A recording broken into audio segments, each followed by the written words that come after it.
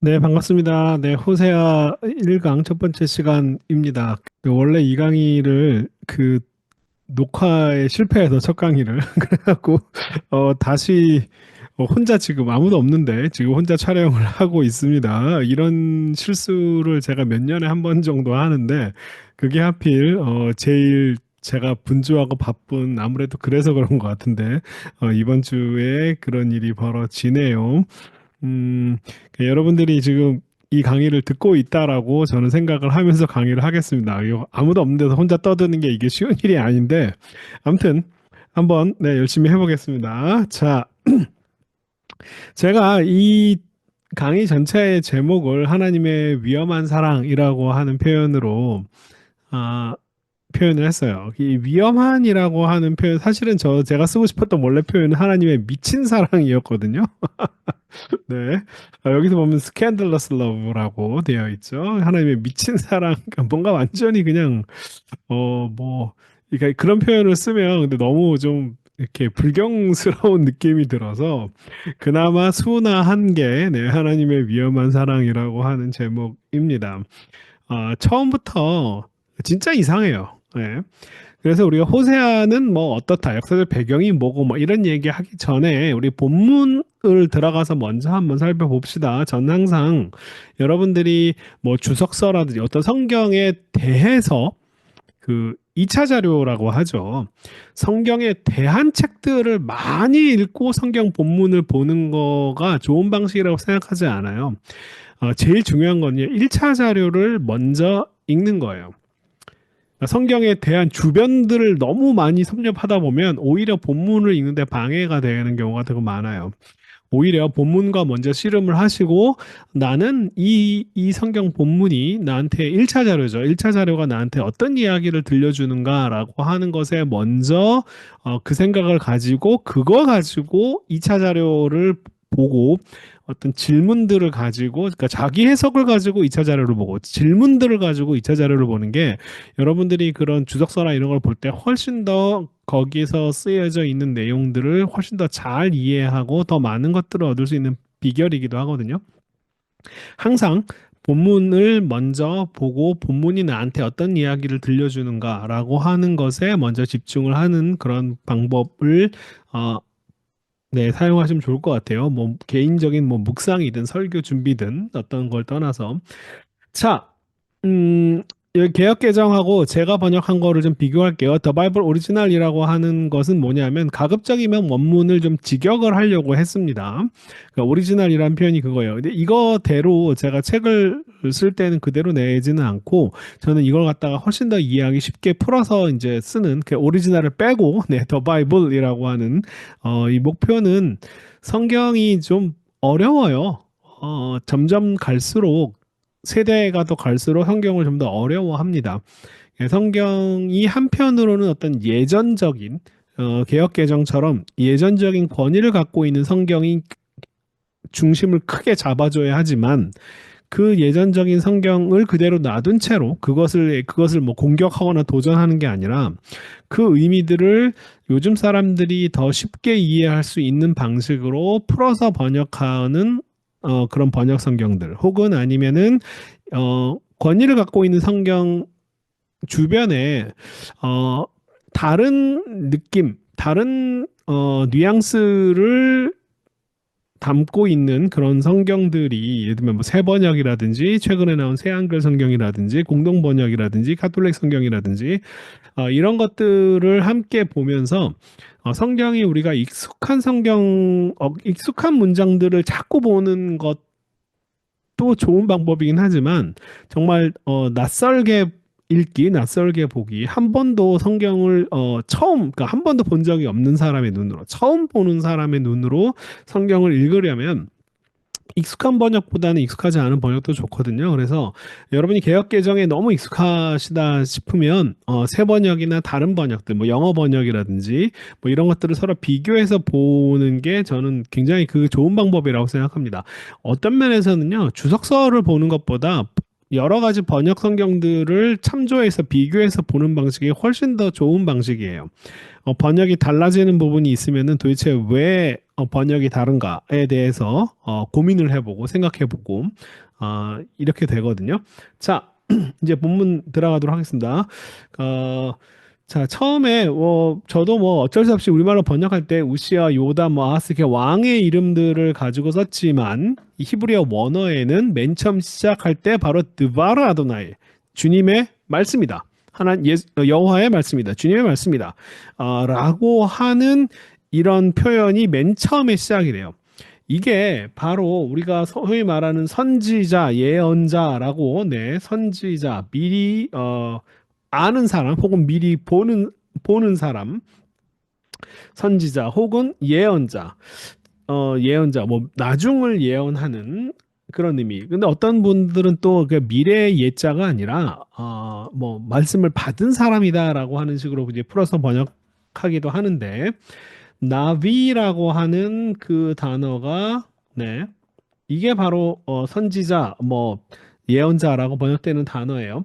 이 단어 자체에는요, 어떤 미래를 뭐 미리 보고, 뭐 미리 알고, 뭐, 그다음에 거기에 대해서 미리 말을 하고, 사실 이런 의미가 전혀 개입되어 있지 않습니다.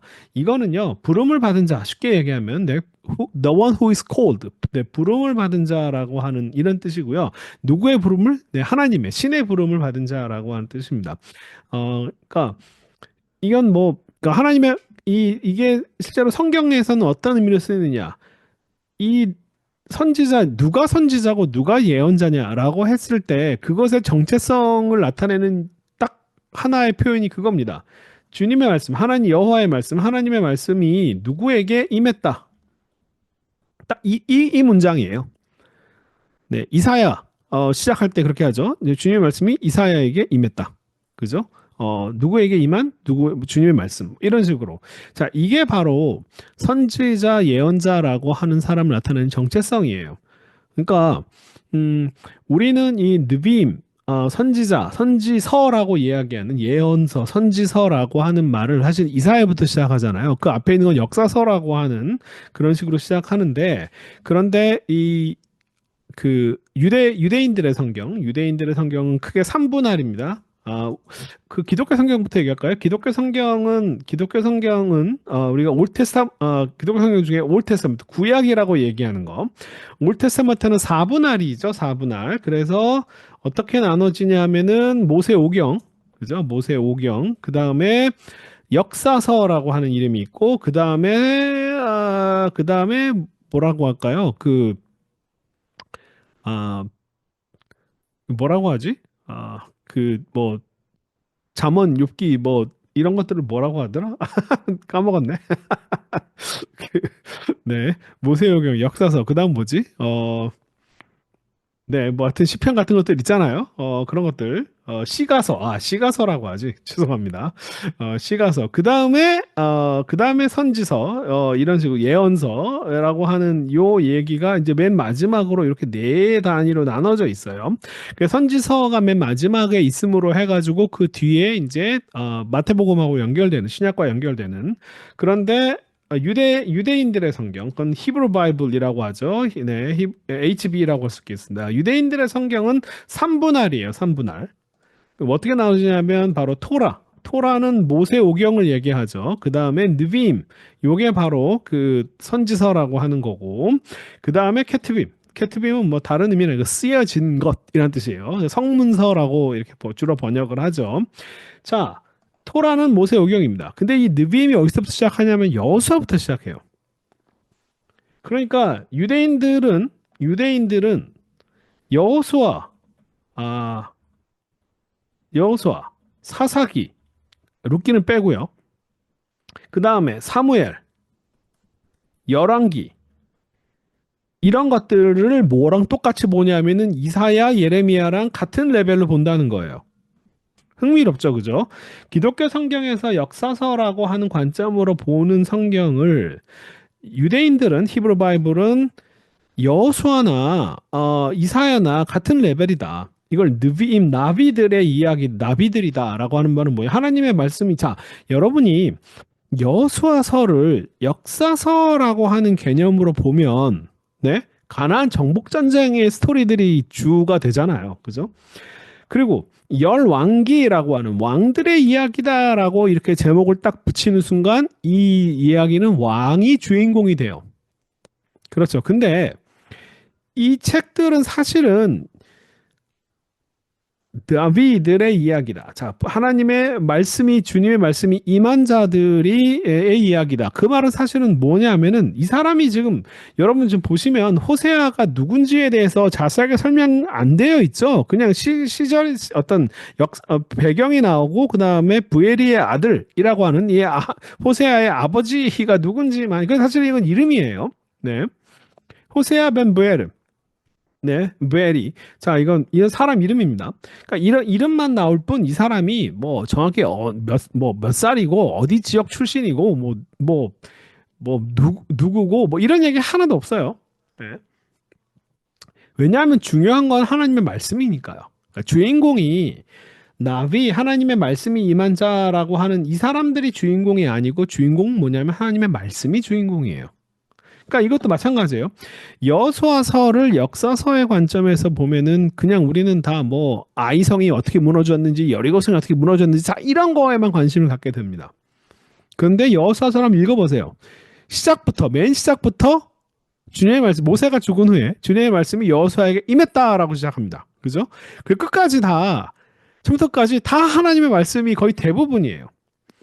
열왕기라고 하는 이름을 딱 붙이는 순간 이게 저는 항상 얘기하는데 네이밍 is framing이라고 얘기를 합니다. 네이밍 is framing. 이름을 지는 것 어떻게 짓느냐에 따라서 그것이 프레이밍이 되는 거예요. 이 책을 우리가 어떤 관점으로 바라봐야 하느냐라고 하는 것이 결정이 돼요.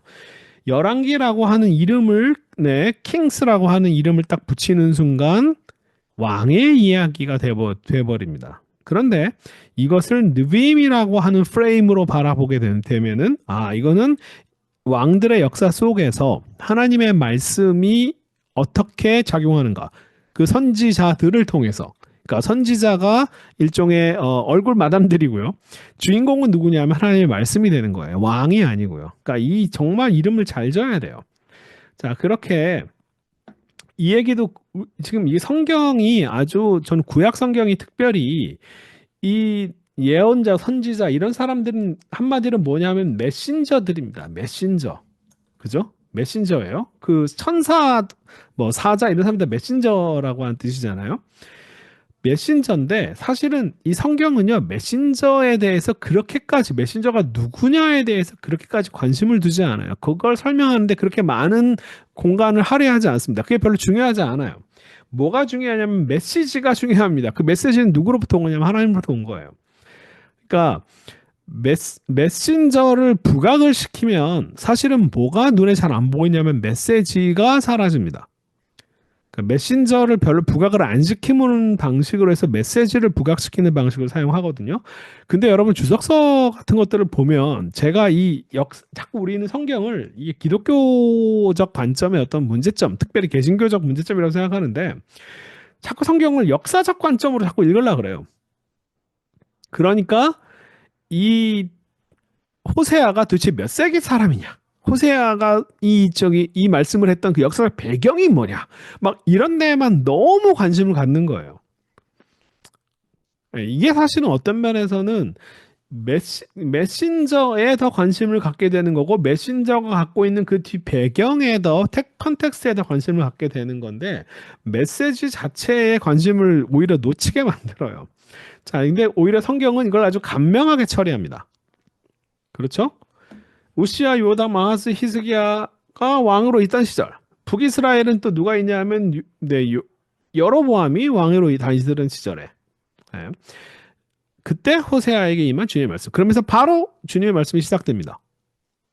이렇게 간단하게 배경 설명을 하고 메신저가 누구냐에 대해서 아주 그냥 싹 스쳐 지나가듯이 얘기를 하는데 여기에 너무 관심을 갖고 있는 건 오히려 성경이 어떤 이야기를 하고 싶은지에 대한 그런 관점들을 우리가 놓치게 만든다. 저는 그 좋은 방식이 아니라고 생각합니다.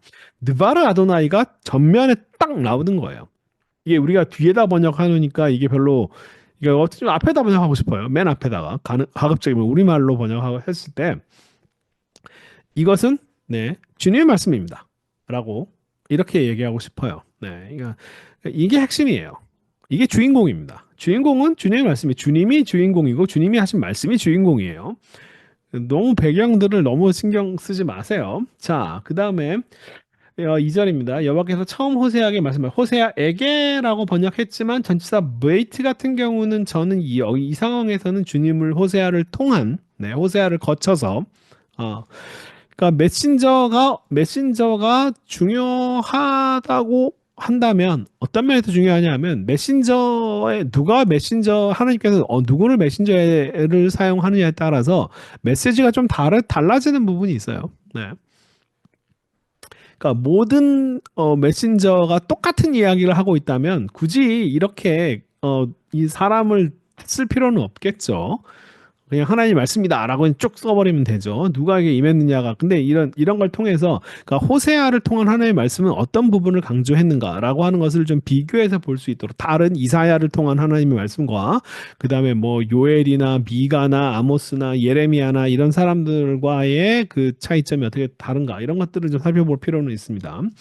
자, 그러면 하나님의 말씀이 어떻게 시작을 하냐면 너는 가서 음란한 여자를 맞이하여 음란한 자식들을 낳으라. 이 문장은 사실 번역상에는 조금 문제가 있어요. 왜 그러냐면 일단 히브리어 문장 자체는 뭐라고 되어 있냐면 자 가라 너는 가서 뭘 얻냐 하면은 에쉐트 제누님 왜 얄데이 제누님 자 제누님을 음란한이라고 번역을 해야 될지 모르겠지만 어쨌든 음란한 번역합시다. 일단 돼 있으니까 음란한 여성과 여자와 음란한 아내와 여자와 그리고 음란한 아이들을 얻어라가 됩니다. 이제 이렇게 되면 이걸 직역을 하면은 음란한 여자가 애 딸린 여성 그죠? 애 딸린 여성들을 가서 얻어라라고 이렇게 해석될 수도 있어요. 그러니까 이제 번역할 때는 그걸 풀어서 번역을 한 거죠. 너는 가서 음란한 여자들을 맞이해서 왜냐하면 이 아이들이 이제 그 3장에 나오는 이야기를 보면은 결혼한 뒤에 이제 이 여자가 뭔가 다른 유부남과 관계를 뭐 이렇게 맺고 뭐 이런 얘기가 나오기 때문에 음, 그러니까 그 이제 이런 것 때문에 이제 아이들은 이제 그 결혼한 이후에 태어나는 걸로 이렇게 이 여자가 결혼하면서 애들을 데리고 온 게 아니라 자 근데 문제가 그래서 이제 이렇게 음란 여자를 아내로 맞이해서 나라라고 이렇게 번역하는 건 오케이. 음란한이라고 하는 번역은 저는 한 점수를 준다면은 한 조금 한 7, 80점 정도의 점수 주겠습니다. 왜냐하면 더 안 좋은 번역이 뭐냐면 창녀라고 하는 번역이에요. 창기 창녀. 왜 그러냐면 이 제노님이라고 하는 단어를 마치 prostitute 이 여자가 원래 직업적으로 몸을 파는 여성이었다라고 이야기를 해버리면 뭐가 문제가 되냐면 그 다음에 얄데이 제누님 그러면 얘네들도 마찬가지로 몸을 파는 아이들이 되어버립니다. 자식들이 되어버려요. 그죠? 예. 아, 그러니까 이게 좀 문제입니다. 그래서 프라시스트 어떤 이 여자가 몸을 파는 여성이다. 그러면 애들도 그러면 몸을 팔아서 뭐 몸을 파는 아이들이 몸을 판다든지 아니면은 뭐 아이들이 그 자식들이 뭐 몸을 팔아서 돈을 주고 네, 성매매를 해가지고 그래서 생긴 아이다라고 하는 이런 생각들을 하게 만드는데 음란한이라고 하는 번역이 그나마 그거보다는 좀 나아요. 왜냐하면 이 자나라고 하는 단어는 좁은 의미에서 이 어근 자체가 어 뭐 뭐 도덕적이든 윤리적이든 뭐 이것을 분리할 수는 없어요. 그다음에 뭐 사회적으로 어 용인되지 않은 부적절한 결국 부적절한 적절하지 않은이죠. 네, 부적절한 어 뭐 성관계를 가리키는 아, 좀 좁은 의미로 사용이 되다가 이것이 좀 더 확장이 돼서 하나님께서 원하시는 그 길에서 벗어난 올바른 길에서 벗어난 이라고 하는 약간 이런 식으로 의미가 더 확장이 되는 단어거든요. 음, 그러니까 이것을 반드시 이 아이들이 음란한 여자라고 번역을 하면 이 여자는 오케이, 이 여자는 그래, 원래 이 여자가 이렇게 몸이 해픈 여자다. 직업적으로 그런 뭐 성매매를 하는 여성인지는 모르겠지만 어, 음란한. 그런데 그러면 음란한 자식들 이렇게 번역을 해버리면 이 애네들이 그래서 엄마 닮아가지고 애들이 성적으로 방종하고 문란하다라고 하는 표현이 돼버리고 그 다음에 나오는 표현 이 나라가 여호와를 떠나 크게 음란하였다라고 이렇게 번역을 해버리면 마치 이스라엘이 어떤 성적인 방종을 하고 있는 것 그것만이 마치 문제인 것처럼 해석이 될 가능성이 높아요. 그래서 저는 이 음란이라고 이게 서로 맞춘 건데 이 제누님 그다음에 자노티즈네 자나 동사를 쓴 건데 같은 다 어근들이에요. 이것은 어 부적절한 하나님께서 원하시는 그 길에서 벗어난 상태라고 하는 식의 어떤 확장된 의미로 이해를 하는 게 좋다. 저는 고민하다가 잘못된이라고 번역을 했는데 좋은 번역이라고 생각하지는 않아요. 좀 더 고민을 좀 해봐야겠습니다. 그러니까 뭔가 이 여자가 잘못되었고 그 다음에 그 아이들이 뭔가 뭐 잘못된 행위를 한다기보다는 그 잘못된 관계 속에서 나오는 아이들 그 다음에 그것이 똑같이 이 땅에서도 사람들이 반드시 어떤 성적인 방종만을 의미하는 게 아니라 하나님께서 벗어났다라고 하는 게 바로 이게 부적절한 상태, 올바른 길에서 벗어난 상태가 되었다는 거예요. 하나님이 이 땅이 나에게서 벗어나서 나 잘못되었기 때문이다. 이런 식으로 이 땅 전체에 하나님이 원하시는 방향과는 다른 방향으로 가고 있다. 라고 이렇게 이해하시면 좋을 것 같아요. 자, 그래서 이제 그 여자를 하나님께서 이렇게 말씀하셨습니다. 이게 바로 이 말이 임했기 때문에 호세아는 나비예요. 이건 미래를 예언하라는 얘기하는 게 아니죠, 그죠? 하나님 호세아가 가서 너 이런 여자 뭔가 이상한 잘못된 여자를 가서 아내로 삼아. 음. 라고 이런 말이 임했기 때문에 나비인 거예요. 다른 게 이 호세아라고 하는 사람의 정체성이 왜 선지자냐, 왜 예언자냐, 왜 나비냐라고 했을 때 하나님의 말씀이 이렇게 임했기 때문에. 자, 만약에 미래를 예언하는 것이 핵심이라고 한다면은 요나를 생각해 보세요. 요나는 그러면 실패한 예언자가 되어 버립니다. 그죠? 딱 한 번 예언하잖아요. 평생에 딱 한 번. 3일 뒤면 니느웨가 멸망할 것이다. 근데 그 예언이 실패하죠. 그죠? 예언대로 이루어지지 않았습니다. 물론 뭐 결과적으로 아시리아는 멸망했지만 그렇지만 사실은 그런데 왜 요나가 선지자냐, 예언자냐, 선지서냐, 요나서가 왜 선지서냐, 나비에 속해 있느냐라고 하면 시작부터가 여호와의 말씀이 요나에게 임했다. 여호와의 말씀이 두 번째로 요나에게 임했다. 이 표현들이 나오기 때문에 그런 거예요. 하나님이 요나에게 말씀을 걸었다. 말을 전해 주었다. 그것 때문에 나비가 되는 거예요. 뭐 하나님 말씀이 과거의 이야기를 했으면 과거의 이야기를 하는 거고, 현재 이야기를 하나님께서 말씀을 해주셨으면 현재 이야기를 전하는 나비가 되는 거고, 미래에 대한 이야기를 전했으면 미래를 얘기하는 나비가 되는 거지, 반드시 뭔가 미래를 예언하는 사람이기 때문에 예언자, 선지자가 되는 건 아니에요. 그러니까 선지자, 예언자라고 하는 이름도 마찬가지예요. 이것도 네이밍 이즈 프레이밍이라고 미래를 앞을 미리 보는 사람, 이런 느낌의 이 단어를 번역하기 때문에 선견자도 마찬가지예요. 미리 보는 사람. 호세라고 하는 그냥 보는 사람이에요. 보는 사람이지. 뭘 봐요? 신의 어떤 현현을 보는 사람이다. 뭐 신의 뭐 이런 뜻이지. 뭔가 미래를 보는 사람. 자꾸 이런 식으로 우리가 이 이름을 그렇게 붙임으로 해서 자꾸 이제 우리 관심이 다 미래에 있어서 그런 거예요. 네. 근데 사실은 네, 호세도 그냥 보는 사람이라고 하는 뜻이에요. 뭐 환상을 보는 사람이든 하나님의 현현을 보는 사람이든 간에 보는 사람을 나타내는 표현이지 방점이 미래에 찍혀 있지 않아요. 근데 그걸 갖다가 예언자 선지자라고 하니까 이 기독교에 그렇게 수많은 미래를 예언하시는 분들이 생겨나는 거죠. 이름을 정말 잘 지어야 됩니다. 이름을 잘못 지면은 항상 이게 이상하게 가는 거예요.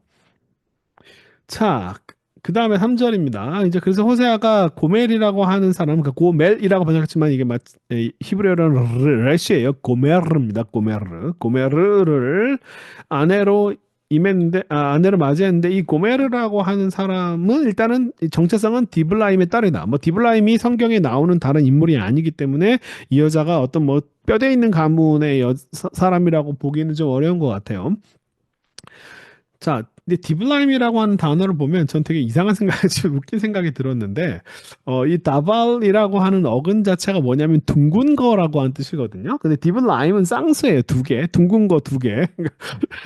이 단어 보면서 약간 뭐가 이런 표현해서 죄송한데 약간 불알 두 쪽? 약간 이런 느낌이 들었어요. 그러니까 사실 이게 뭐 아무것도 아닌, 그러니까 듣보잡 여성. 사실 이런 느낌의 표현이에요. 그러니까 아버지의 이름을 붙임으로 해가지고, 뭔가 어떤 뭔가 가문과 역사성과 어떤 뭐 이런 느낌을 주긴 하지만 사실은 디블라임이라고 하는 단어를 보면 글쎄요, 이게 뭐 이스라엘 사람, 고대 이스라엘 사람이 이 단어를 보면서 저처럼 그 약간 브라이트 쪽을 연상했을지는 모르겠는데 그냥 사실 별 볼 일 없는 사람의 그냥 이름인 것 같아 보입니다.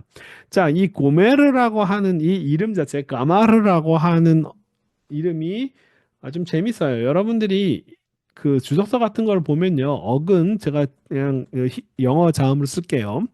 이 김멜 멤브레시 가마르라고 하는 어근의 의미는 완성하다다 이런 식으로 이렇게 딱 쓰이는 경우가 있습니다.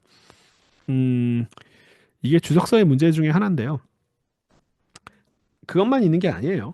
자, 완성하다. 예, 맞아요. 완성하다는 뜻이 있습니다. 근데 이 완성하다라고 하는 표현이 항상 긍정적으로만 쓰이는 표현은 아니에요. 이 까마르는 부정적인 의미로도 쓰입니다. 뭐냐면은 끝나다, 끝장나다. 네, 관계가 끝나다. 약간 이런 식으로. 자, 그래서 성경에서도 이 가마르라고 하는 단어가 동사로 쓰인 것에 대해서 제가 여러분한테 그 나눠드린 번역서 밑에 보면은 그 해설을 달아놨죠. 이 가마르라고 하는 단어가 긍정적인 의미로도 쓰이고 부정적인 의미로도 쓰인다.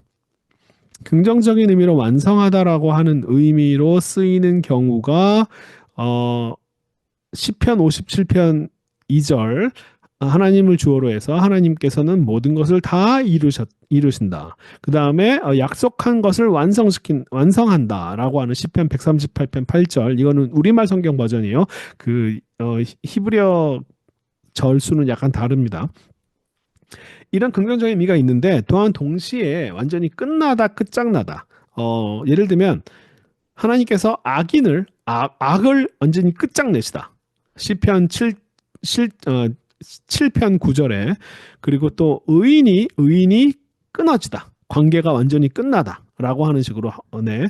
그러니까 혹은 하나님의 인자하심, 하나님과의 계약이 사실 헤세드는 인자하심보다는 계약이라는 고 해석하는 게 더 좋은데 하나님과의 계약이 끝나다. 라고 하는 식의 시편 77절 8편 이런 식으로 부정적인 의미 동시에 쓰이는 거예요. 이 둘 중에 이 문맥상엔 뭐가 더 가깝냐라고 하면 저는 2번에 더 가깝다라고 생각하겠습니다. 왜냐하면 뒤에 나오는 표현들이 이 비슷한 뉘앙스의 비슷한 의미의 단어들이 사용되거든요. 자, 이 가마르라고 하는 단어가 어떤 식으로 쓰이는지 한번 보겠습니다. 나중에 보겠고 여기서 또 흥미로운 게 뭐냐면 이 장면이에요. 자, 아내를 얻었습니다. 그 다음 나오는 문장이 뭐냐면 그녀가 임신했다. 그리고 그에게 아들을 낳았답니다. 이게 요 문장만 보면 애 아버지가 누구냐라고 했을 때 그냥 호세아겠구나라고 쉽게 생각할 수는 있어요. 자, 그렇죠? 어, 고멜을 그가 가서 디블레나 고멜을 맞이하였고 고멜이 임신하면 아들을 낳으며 이 문장만 얼핏 보면은 그 이 애의 아버지가 호세아 같아 보이긴 합니다. 근데 이게 좀 흥미로운 게 있는데 제가 3단 이 시브리아 이 구약 성경뿐만 아니라 가나안 지역의 3단 농법이라고 하는 게 있는데 네, 이건 제가 지어낸 이름이에요. 자, 뭐냐면 이게 남녀 간의 어떤 성관계를 묘사할 때 이 성관계를 자세하게 묘사하는 걸 원하지 않아요. 이게 이집트 문헌이나 메소포타미아 문헌에 비해서는요. 이 가나안 지역 문화는요. 굉장히 엄숙주의적으로 그 이런 성적인 이야기를 드러내놓고 하는 걸 굉장히 싫어합니다. 그러니까 아가서 같은 경우는 아주 예외적인 거고요. 대부분은 딱 이렇게 얘기합니다. 남자가 여자를 알았다. 히브리어로 야다 동사를 사용해서 혹은 남자가 여자에게 들어가다 보라고 하는 들어가다 이런 단어를 사용하고요. 알았다. 그 다음에 그래서 그 여자가 임신했다. 그 다음에 아들을 낳았다. 이렇게 되는 거예요. 이게 3단 문법입니다. 근데 여기서는 지금 뭐가 빠졌냐면 첫 번째 부분이 빠져 있어요. 그러니까 우리가 이 아이가 어, 그러니까 부주의하게 읽으면 애 아빠가 호세아겠구나라고 생각을 할 수는 있어요. 근데 그냥 아내로 맞이했다라고 하는 표현만 나오지. 그 다음에 호세아가 고멜을 알았다. 혹은 호세아가 고멜에게로 들어갔다. 뭐 이런 표현이 나타나지 않아요. 그냥 임신했다 나왔답니다. 그러니까 이 상황에서는 사실은 아주 엄격하게 따지면 이거는 애 아빠가 누군지 사실은 명확하게 표현한 게 아니에요. 그러니까 이제 이 아이들이 이 고멜이 뭐 다른 남자랑 바람을 펴가지고 애를 낳았을 가능성도 오픈되어 있는 겁니다. 반드시 그렇다라고 얘기할 수는 없어요. 이 문장 자체는 양쪽으로 다 열려 있습니다. 그러니까 호세아가 애아버지다라고 하는 거를 생각할 수 있을 느낌이 주기도 하지만 반드시 또 그렇지도 않아요. 자, 그 다음 절입니다. 한번 보겠습니다. 그래서 그 아이의 이름을, 그의 아들을 낳았는데 이름을 이스르엘이라고 하라. 히브리어로는 이스르엘입니다. 근데 사실은 이거를 원래 히브리식 발음을 하면 이스라엘이라고 발음했을 것 같지는 않고요. 이스라엘. 원래는 이런 발음을 했을 것 같아요. 이스라엘. 근데 이스라엘, 알레프가 무궁화된 형태로 이렇게 발음을 했는데, 이 이름 자체는 되게 좋은 이름입니다. 하나님께서 씨앗을 뿌리셨다. 하나님께서 뭐 심으셨다. 뭐 이런 식으로 굉장히 긍정적인 풍요를 나타내는 굉장히 중요한 굉장히 좋은 긍정적인 의미이긴 하지만 여기서는 이게 어떤 역사적 배경들을 가지고 있는 거죠. 제가 예문에 뭐 사무엘상, 뭐 열왕기 상하에서 예문들을 드렸는데 이것들이 뭐냐면 어떤 폭력과 살상이 발생하는 장소. 네, 예후가 이스라엘과 유다의 왕들을 뭐 죽인 장소, 이세벨이 최후를 맞은 곳이기도 하고, 바알 숭배자들이 대량으로 학살된 곳이기도 하고, 뭐 여러 가지 하여튼 폭력과 살상의 빈번하게 일어나는 장소. 그러면서 동시에 이스라엘이라고 하는 단어를 연상시키는 이름이기도 해요. 엄밀하게 따지면 이스라엘과 이스라엘은요, 분명히 달라요. 히브리어를 아는 사람, 그러니까 이게 이런 것을 언어 유희, 우리말로 쓰면 이스라엘과 이스르엘은 굉장히 비슷한 단어처럼 보이지만 실제로 히브리어로는 사실은 굉장히 발음이 다릅니다. 이 자인과 스라고 하는 발음과 그다음에 아인이 있어요. 원래 이 발음은 묵음이 아닙니다. 그래서 사실은 굉장히 다른 발음이에요. 그런데 벌써 제가 만약에 이게 어떤 평소에 다른 성경을 봤으면 이 두 개를 일종의 언어 유희처럼 워드플레이, 언어 유희로 했을 가능성을 저는 아닐 거라고.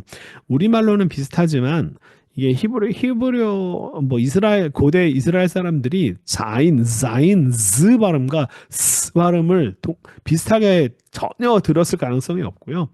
아인이라고 이 발음이 분명히 있는데 그것이 없는 발음하고 일치시켰을 가능성이 전혀 없어요. 저는 웬만하면 언어 휴이라고 보지 않겠습니다. 이것만 보면요. 그런데 아주 흥미롭게도 이 호세아를 보니까 이거는 저는 그냥 언어 유희가 아니라 느슨한 언어 유희라고 제가 그냥 표현을 하겠습니다. 루즈한. 그러니까 정확하게 일치하는 발음은 아니고 비슷한 느낌을 주는 어떤 발음들을 이렇게 쓰는 것 같은 아주 의도적으로 그렇게 쓰는 것 같은 느낌들을 좀 계속 받아요. 그래서 이거는 좀 다르긴 하지만 언어 유희로 아까 어떤 언어 유희적 장치 뭔가 두 개를 이런 식으로 빗대서 연결하는 그런 어떤 장치를 사용했을 것 같다. 라고 하는데 저도 약간 긍정적으로 답변을 하겠습니다. 이게 100%막 딱 그렇다라고 얘기하기는 좀 어렵지만 아무튼 그 느슨한 언어 유희 정도라고 생각을 하겠습니다. 자, 그래서 내가 머지않아 내가 이스라엘의 피를 그러니까 예후의 집에서 찾을 것이고 그건 뭐냐면 복수를 하겠다는 거죠. 예후가 이런 어떤 일을 벌였기 때문에 거기에 대해 복수를 할 것이고 그다음에 북이스라엘 왕국을 멈추게 할 것이다라고 하는 이 멈추다라고 하는 말이 그 유명한 바로 샤바트 우리가 안식일이라고 할 때 쓰는 그 안식이 샤바트가 쓰여요. 저는 솔직히 샤바트를 안식일이라고 번역하는 걸 별로 좋아하지 않습니다. 안식일은 편안하게 뭐 쉬는 느낌이 들잖아요. 사실은 이 샤바트는 일을 그러니까 뭔가 편안하게 쉬면서 뭐 하나님을 예배하고 뭐 이런 게 아니고요. 이 샤바트라고 하는 단어는 일을 멈추다, 일을 그만두다 이런 뜻이에요. 그래서 현대 히브리어에서도 이 샤바트라고 하는 단어가 파업, 스트라이크, 네, 그 일을 노동자들이 나 일 안 할래라고 파업하는 그 단어와 연결을 해서 이 단어를 이해하거든요. 그러니까 사실은 일을 멈추다, 일을 그만두다라고 하는 일, 그냥 안식일이라고 번역하는 것보다는요, 사실은 저는 무노동의 날, 네, 일하지 않는 날, 혹은 멈춤의 날. 약간 이런 단어로 안식일, 욤샤바트라고 하는 단어를 안식일로 번역하는 것보다는 무노동의 날, 멈춤의 날이라고 번역하는 게 보다 더 원문에 더 가까운 의미를 갖고 있다. 일을 안 하는 게 중요한 겁니다. 뭐 편안하게 쉬는 게 중요한 게 아니고 하나님을 뭐 예배하는 게 중요한 게 아니라 그냥 일하지 마예요. 일하지 마. 야 나도 일을 하는데 너도 일하지 마라고 너희도 일하지 마라고 하나님께서 말씀하시는 장면이에요. 이것도 참 하나님이 참 쉬실 필요가 없는 분인데 그죠? 쉬실 필요가 없는 분이 인간을 얼마나 우리를 얼마나 사랑했으면 일주일 내도록 일하면 내 이게 삶을 버티겠어요. 그러니까 야 나도 쉬었으니까 너도 쉬어. 라고 이렇게 얘기해 주시는 장면이에요. 참 감사하고 놀라운 명령입니다. 하나님이 쉬실 필요가 없으신데, 야, 나도 쉬어줄게, 너도 쉬어. 라고 얘기를 하는 게 아주 되게 놀라운 장면이에요. 우리가 그것을 자꾸 어떤 예배나 이런 것과 관련해서 자꾸 이해를 하는데, 사실은 하나님이 명령하는 그 명령의 목적은요 아주 분명합니다. 야, 너희도 일하지 말고 니네 와이프도 일 시키지 말고 내 남자한테 하는 얘기죠. 니네 와이프도 애 새끼들도 일 시키지 말고 심지어 니네 하인도 일 시키지 말고 집에 가축들도 일 시키지 마. 다 일 시키지 마. 왜? 나도 일 안 했어. 너희도 일하지 마. 라고 이야기해 주는 장면이에요. 그 일하지 않고 뭐 해요? 거기에 대해서 아무런 얘기가 없습니다. 예. 그러니까 일을 하지 않는 게 핵심이에요. 네, 일을 하지 않는 게 핵심입니다. 그래서 무노동 멈춤의 날이라고 이렇게 이해하는 게 좀 더 좋아요. 샤바트 마찬가지예요. 그래서 뭐 이거는요. 여기서 그래서 패하다, 멈추다라고 하는 표현, 그러니까 이건 뭐죠? 끝내다라고 하는 그런 표현이에요. 이 표현이 끝나다라고 하는 표현이 사실은 이 가마를 아까 얘기했죠. 이 가마르라고 하는 단어가 완성하다와 끝나다라고 하는 두 가지 긍정적인 혹은 중립적인 표현, 그다음에 끝나다라고 하는 끝장내다 혹은 뭐 패하다, 끊다, 관계를 끊다, 뭐 이런 식으로 부정적으로 이 가마르라고 하는 단어가 동시에 쓰였을 때 이 단어가 샤바트하고 연결이 되었다고 하면 샤바트도 마찬가지로 긍정적으로 얼마든지 안식일처럼 긍정적일 수 있지만 여기서는 굉장히 부정적인 의미로 쓰인다는 거예요. 긍정적인 단어가 부정적인 이 컨텍스트에서는 부정적으로 쓰였다.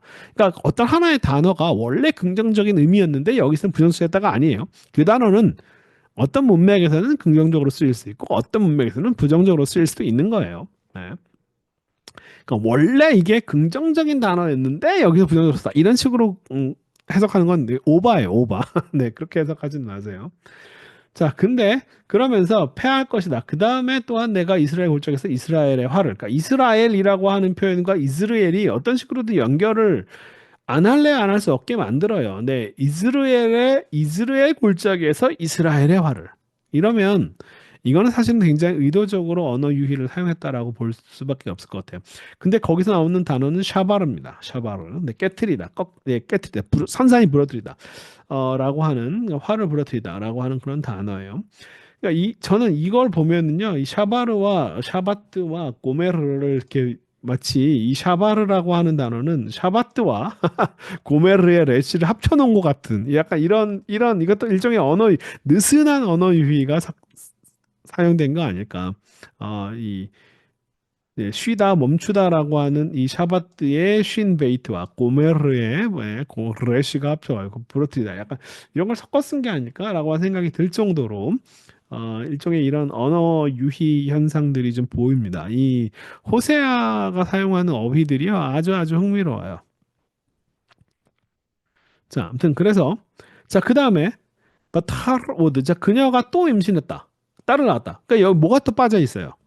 호세아가 고매를 알았다. 혹은 들어갔다라고 하는 말이 없어요. 그러니까 이 여자가 도대체 애를 어떻게 임신했는지에 대한 얘기가 빠져 있습니다. 그러니까 이 딸의 아빠가 누군지 명확하지 않은 거예요.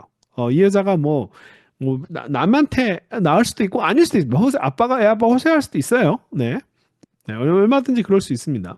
그렇지만 일단 이 문장 자체에서는 애 아빠가 누군지를 명시하지 않고 있어요. 그런 부분이 아주 흥미로운 지점이에요. 이름을 로 루하마라고 한다. 로 루하마 라함이라고 하는 표현은 자궁이라고 하는 단어. 하나님의 어떤 여성성을 상징하는 그런 표현이죠. 그러니까 이것을 어, 그녀는 사랑받지 못했다라고 하는 식으로 번역할 수도 있고요. 아니면 이게 여기서 긍휼히 여기다, 불쌍히 여기다, 그러니까 자비를 받지 못하다라고 하는 식으로 이런 수동적인 의미로 이해할 수도 있고, 저는 이 자궁이라고 하는 의미를 강조해서 품 안의 자식, 하나님이 자궁 안에 품고 있는 품 안의 자식이 아니다. 이건 내 자궁에서 나온 새끼가 아니다. 약간 이런 느낌의 단어로 저는 이해를 한번 해봤어요. 이건 제안입니다. 어떤 게 좋고 나쁘다가 아니라 라함이라고 하는 단어가 원래 이 자궁을 나타내는 표현이기 때문에 루하마는 이건 내 자궁에서 나온 새끼가 아니야. 이런 느낌의 표현이에요. 그러니까 하나님이 이건 내 자식이 아니야 라고 하는 표현이죠. 그래서 나는 북이스라엘의 집을 더 이상 내 긍휼히 여기다라고 하는 표현이면 내가 더 이상 이를 불쌍히 여기고 사랑하지 않고 이렇게 번역할 수도 있는데 더 이상 이 새끼들은 내 새끼들이 아니다. 라고 이렇게 평가하는 거예요.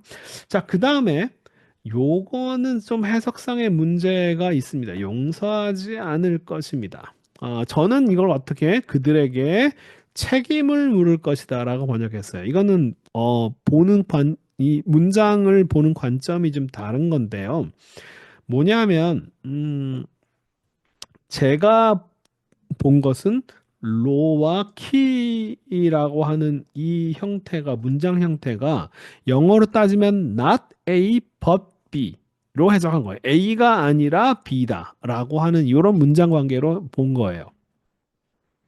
근데 이 지금 개역 개정은 뭐냐면은 요거까지를 한 문장으로 다 봐서 전체가 다 로에 걸리는. 그러니까 이거 지금 어떻게 번역한 거냐면요. 나사라고 하는 나사를 들어 올리다라고 하는 그런 단어예요. 이 워낙 흔하게 쓰인 단어인데 이 나사 들어 올리다라고 하는 뜻이 죄를 들어 올리다라고 하는 표현이에요. 직역하면 죄라고 하는 단어는 없지만 죄를 들어 올리다, 립텁이라 근데 죄를 들어 올리다가 사실은 이게 두 가지 의미로 쓰여요. 이게 전혀 상반된 의미로. 하나는 뭐냐면 죄를 용서하다, 죄를 없는 것으로 취급하다 라고 하는 의미로 쓰이고요.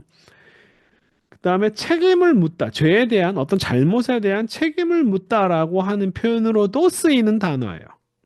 그러니까 그러니까 히브리어가 워낙 어휘 자체가 적다 보니까 이게 이 문맥상 이 나사라고 하는 표현을 그냥 단순히 용서하다가 아니라 오히려 그 잘못을 들추어내고 죄를 들추어내고 거기에 대해서 책임을 묻고 이런 의미로도 쓰이는 단어거든요.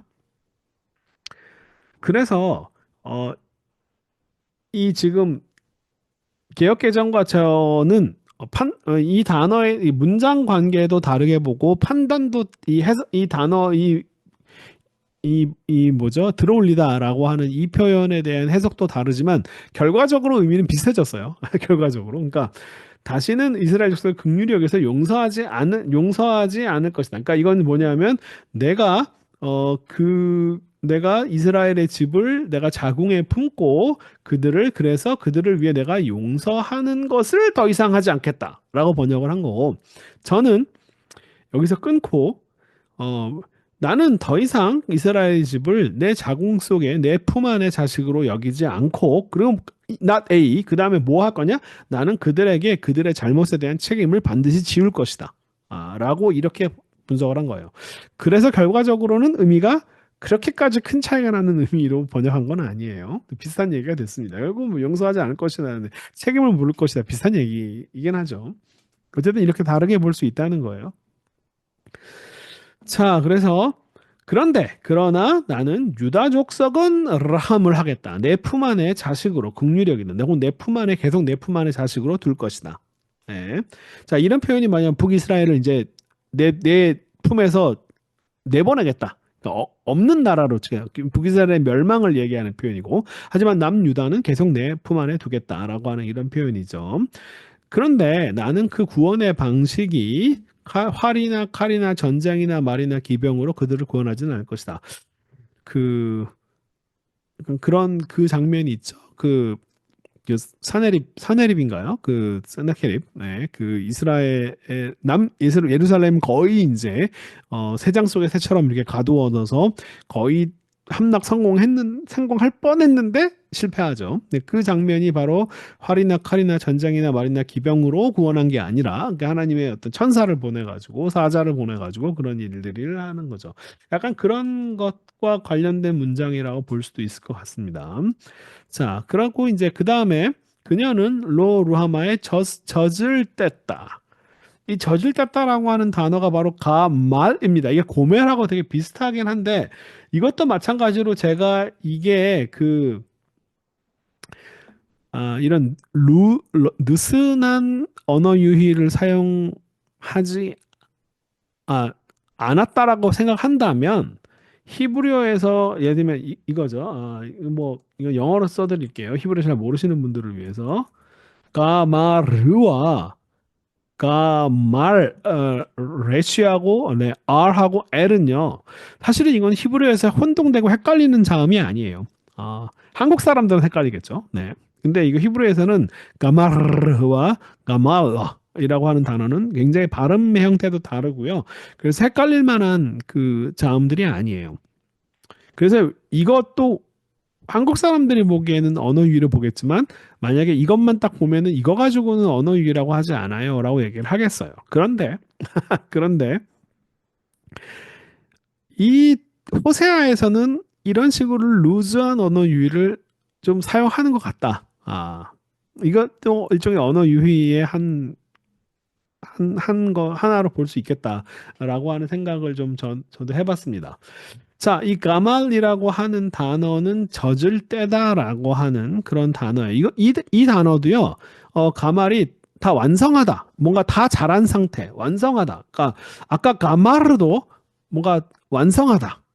다 끝나다. 뭐 이런 부정적으로는 끝장나다라고 하는 해석도 되지만 가마르도 완성하다 뜻이고 가말도 이것도 그러니까 일종의 다 자란 거예요. 애가 열매나 곡식이나 이런 것들이 다 자란 상태. 이것도 완성하다, 뭐 완결되다 이런 의미를 갖고 올 수도 있고. 그런데 여기서는 그런 긍정적으로 사용될 수 있는 어휘를 부정적인 의미로도 이해할 수 있다는 거예요. 자, 젖을 뗐다라고 하는 말은 애가 컸다라고 하는, 애가 성장했다라고 하는 표현이긴 한데, 한편으로는 이 뒤에 나오는 로암미, 내 백성이 아니다라고 하는 말로 하나님과 백성 사이의 관계가 끊어졌다. 너 이상 넌 내 새끼가 아니야. 내 백성이 아니야라고 하는 어머니와 자식과의 관계의 끊어짐을 나타내는 표현으로도 이 단어를 이해할 수 있다는 거예요. 그죠? 그러니까 이런 게 아주 흥미로운 언어 유희예요. 자, 주님이 말씀하셨다. 그의 이름을 로암민. 이건 내 새끼 아니야. 내 백성 아니야. 라고 이름을 불러라. 왜 그러냐면 너희는 나의 백성이 아니고 나는 너희들의 것이 아니기 때문이다. 네. 네, 너희들은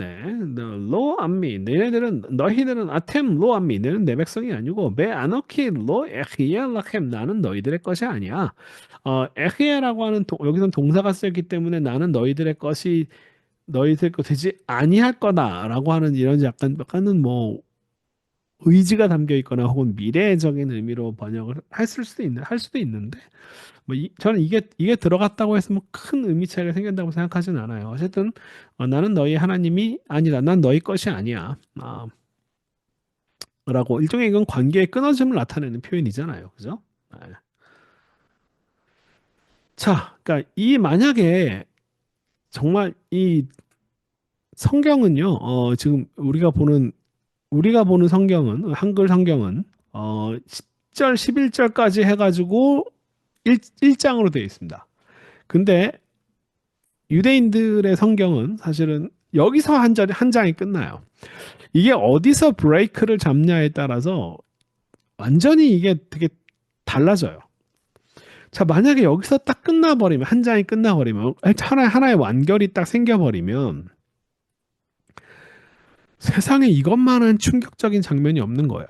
하나님이 우리 백성을 아브라함 때부터 시작을 해가지고 쭉 다 인도를 해오시고 모세를 통해서 광야를 통해서 여호수아를 통해서 또 가나안 정복 전쟁 그러니까 그렇게 해서 내 백성 왜 하나님이 이집트에서 우리를 왜 끌어내냐 바로 내가 너희 하나님이고 너희는 내 백성이 되게끔 하려고 하신 거다라고 했는데 그 하나님의 약속 하나님께서 말씀하신 땅의 약속뿐만 아니라 나는 너희 하나님이고 너희는 내 백성이다라고 하는 그 약속의 말씀을 하나님 스스로가 그것을 부정하는 듯한 관계가 끝났어라고 하는 이건 완전히 이스라엘이 그동안 뭐 수백 년 동안 뭐 수천 년 동안 갖고 왔던 그런 모든 신앙이 와르르 와르르 무너지는 그런 장면이에요. 굉장히 충격적인 장면입니다.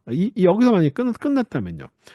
어 근데 다행히 우리말 성경에서는 10절, 11절을 한 장으로 붙여서 이 관계의 끊어짐이 어떤 최종적이거나 영속적인 것이 아니다라고 하는 것을 좀 더 완화를 해주죠.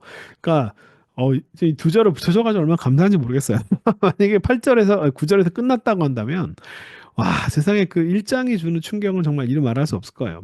자 그런데 이제 10절에서 나오는 표현들을 보세요. 자전의 수는 숫자 미스파르 그 다음에 바다의 모래 홀 이게 모래고요. 얌 바다고요. 이게 다 뭘 상징해요? 다 아브라함과 이삭과 야곱에게 하나님께서 말씀하신 그 약속이 연상되는 표현이잖아요. 로 임마드 잴 수 없는 마다는 사이즈를 재다라고 하는 표현이고요. 이사페르 숫자를 셀 수 없다. 라고 숫자를 셀 수 없다는 말은 많다는 거예요. 숫자를 셀 수 있는 건 적은 거고요. 숫자를 셀 수 없으면 많은 거고요.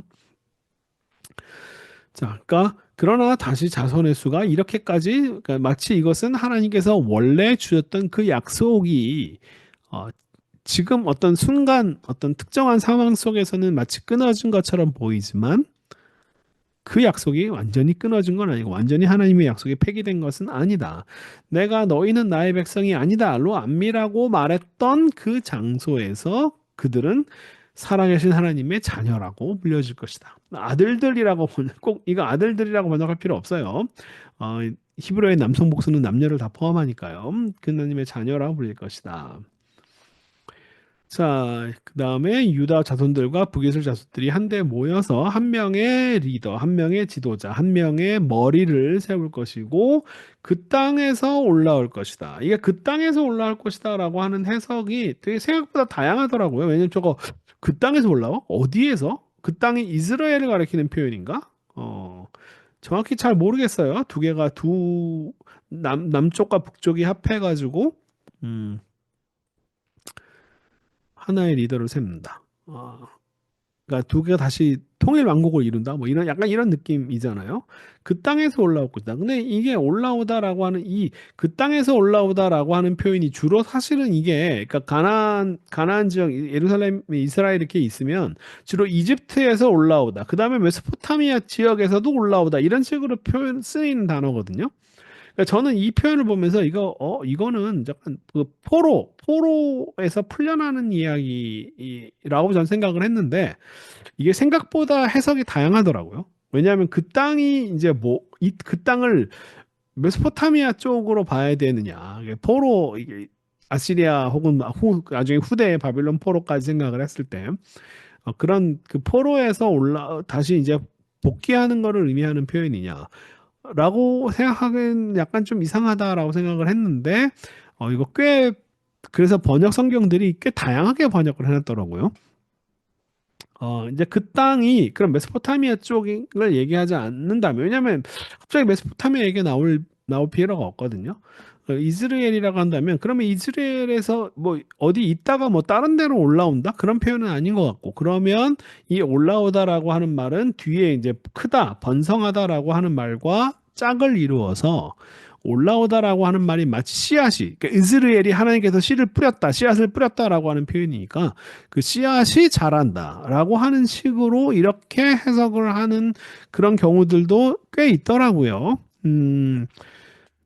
혹은 뭐 그냥 올라오다가 아니라 일어나다라고 번역한 GC 번역 중에 유태인 번역 중에 타나크가 그렇게 번역을 했고, 혹은 그 씨앗이 열매를 맺다라고 하는 CB가 그렇게 번역했고, 그 다음에 그 땅에서 어떤 번성하다라고 하는 식으로 요 크다 번성하다 이런 식으로 번역한 경우들이 예외적으로 있습니다. 이게 주류나 흔한 번역은 아니고요.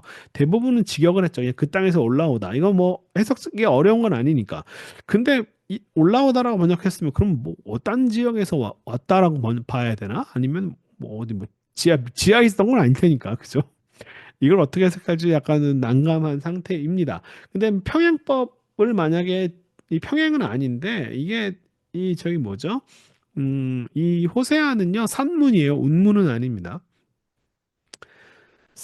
산문이라고 봤을 때는 평행법이라고 만약에 한다면 그 땅이 이스라엘을 가리킨다라고 한다면 이 커지다라고 하는 말과 올라오다라고 하는 말이 만약에 똑같이 평행하다라고 본다면 뭐 번성하다라고 하는 정도의 의미로 이해를 하는 것도 나쁘지는 않겠습니다. 자, 이게 1절의 문장들이에요.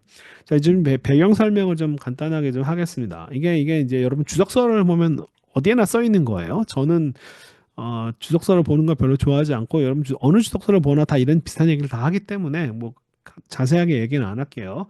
저는 남들이 누구나 다 할 수 있는 얘기를 굳이 저까지 할 필요 없다고 생각하는 사람이니까 뭐 8세기 예언자고 전통적 견해라고 하는 게 대부분 주석서에 다 있는 얘기들이란 뜻이에요.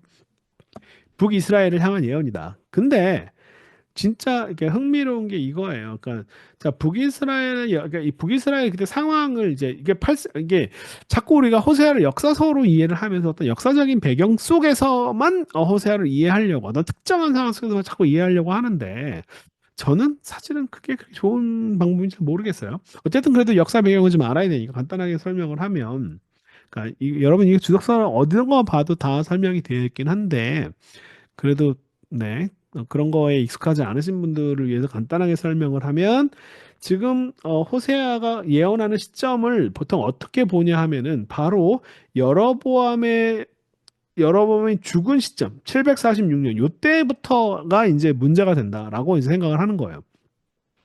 여로보암은 이제 한 40년 동안 아주 평화로운 좀 잘 다루셨는데 이 평화로운 시대가 끝나면서 20년 동안 대혼란 기가 오고 이때 비슷한 시기에 아시리아의 디글렛빌레셀이라고 하는 되게 호전적인 그런 아시리아의 왕이 등극해가지고 이제 이스라엘 공격하고 이제 그러면서 요 두 개가 겹쳐지면서 이스라엘의 평화 시대가 북이스라엘의 평화 시대가 끝나고 아시리아에서는 또 왕이 또 새로운 황제가 등극하고 이런 것 속에서 그 북이스라엘의 스가랴, 문하햄, 브가야, 베다, 호세아 이런 왕들은 뭐 되게 재기간이 짧기도 하고 그다음에 아시리아한테 얼마나 잘하느냐에 따라서 운명이 갈리고 결국은 어, 이 뭐죠? 이 디글렛빌레셀이 죽었을 때 친 아시리아하고 아시리아 관계를 끊고 이집트로 갔다가 바로 아시리아의 새 왕 살마네셀을 호세한테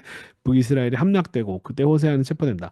이때 이 참 북이스라엘의 마지막 왕의 호세아라고 하는 이름, 구원이라고 하는 이름이죠. 그 구원 이것도 일종의 뭐랄까 약간 뭐랄까 이것도 언어 유희의 일종인가 아니면은 뭐랄까 역설적인 그런 이름인가 구원이라고 하는 이름인데 멸망의 상징이 되어 버렸습니다.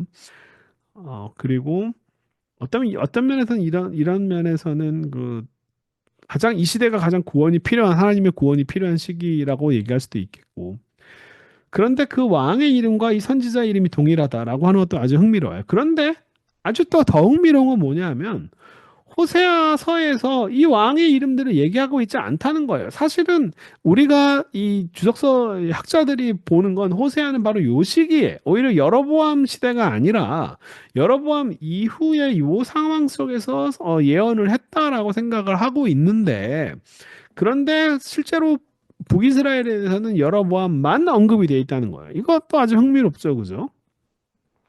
오히려 호세아에서는 남유다 왕에 대한 설명이 더 많아요.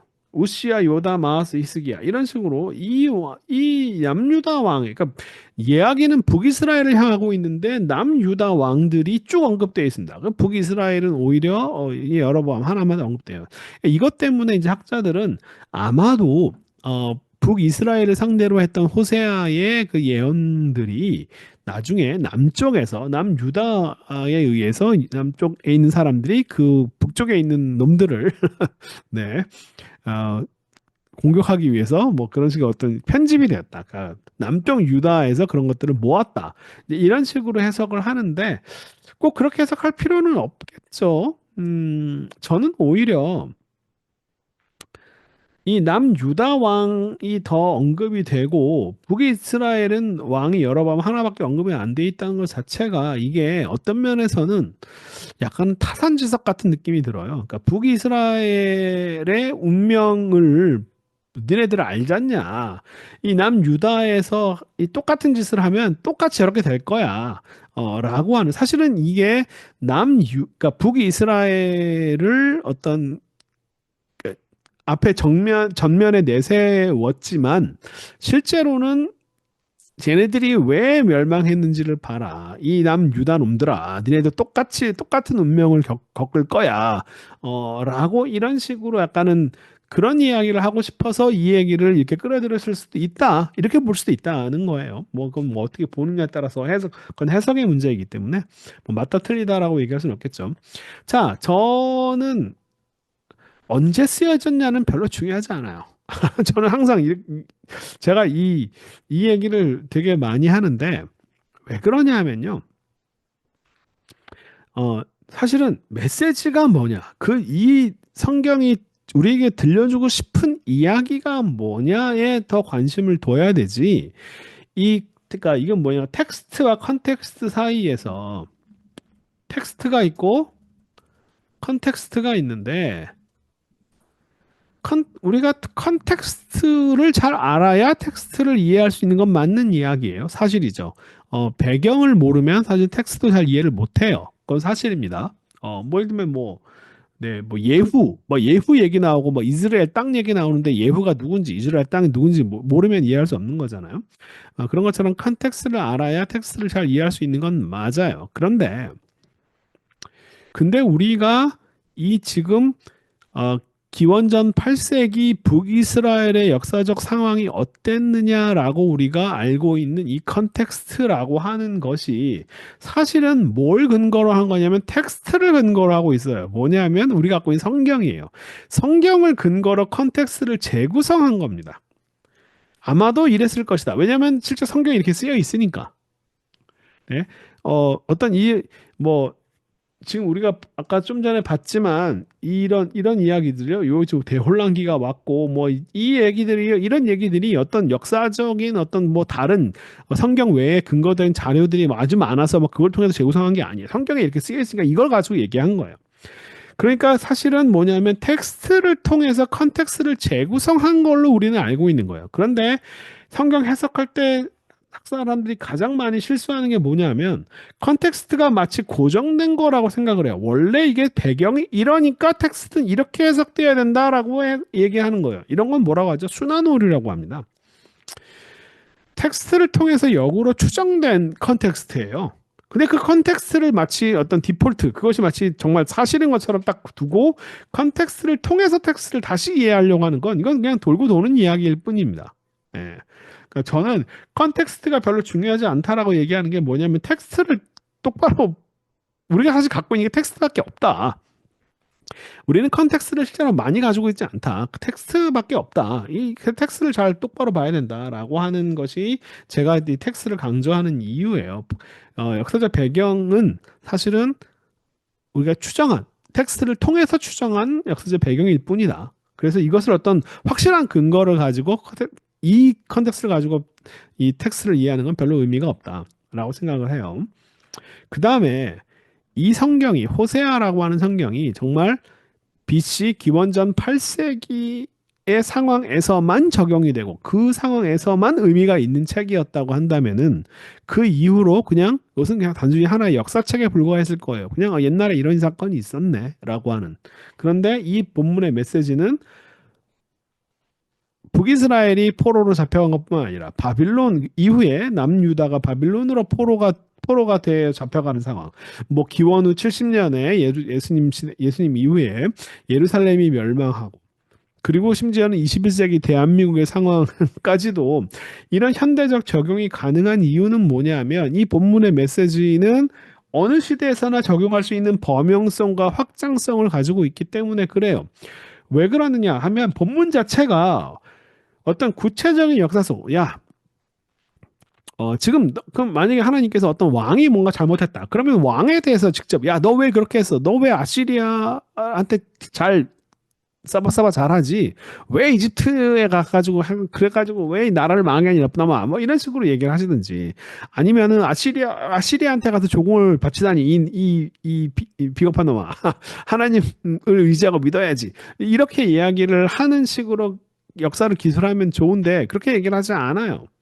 어떻게 얘기하냐면 바로 한 남자, 어떤 남자, 네. 그 다음에 그 남자가 어떤 여자를 아내로 얻어서 거기서 벌어진 한 가정의 이야기로 확 이야기를 치환시켜 버려요. 역사적 상황 속에서 이야기가 분명히 나오는 이야기이긴 한데, 그죠? 그러니까 뭐 예후 얘기도 나오고 이스라엘도 나오고 그러는 거겠죠. 그런데 이 이야기들을 한 가정에서 벌어지는 사건으로 확 치환해서 이야기하기 때문에 이 사건이 요 딱 시대에서뿐만 아니라 그 다음 시대, 어느 시대에서나 이 적용이 가능한 이야기가 되어버리는 거예요. 그러니까 이게 바로 저는 성경이 일부러 이렇게 이야기하고 있다라고 생각을 하고, 이게 그렇기 때문에 그 역사 속에서 살아남을 수 있었다 한편으로는, 네. 계속 적용이 가능하기 때문에. 자, 그 다음에, 사실은 이게 메시지가 뭐냐가 중요하다라고 생각했는데, 그 메시지의 관점에서 가장 중요한 개념이 뭐냐면, 이거예요. 그러니까, 왜 이스라엘 백성들이 이 고통이라고 하는 말은 뭐냐면 땅의 계약이 파기된 것을 얘기합니다. 하나님, 그러니까 뭐 어떤 여러분들 인생의 어떤 삶의 고난 뭐 이런 게 아니라, 네, 이런 게 네, 사랑하는 사람이 뭐 죽고 뭐 이런 정도의 고통이 아니라 그 나라 자체가 사라지는, 민족 자체가 소멸될 위기에 처해 있는 아주 정말 끔찍한 그런 상황이에요.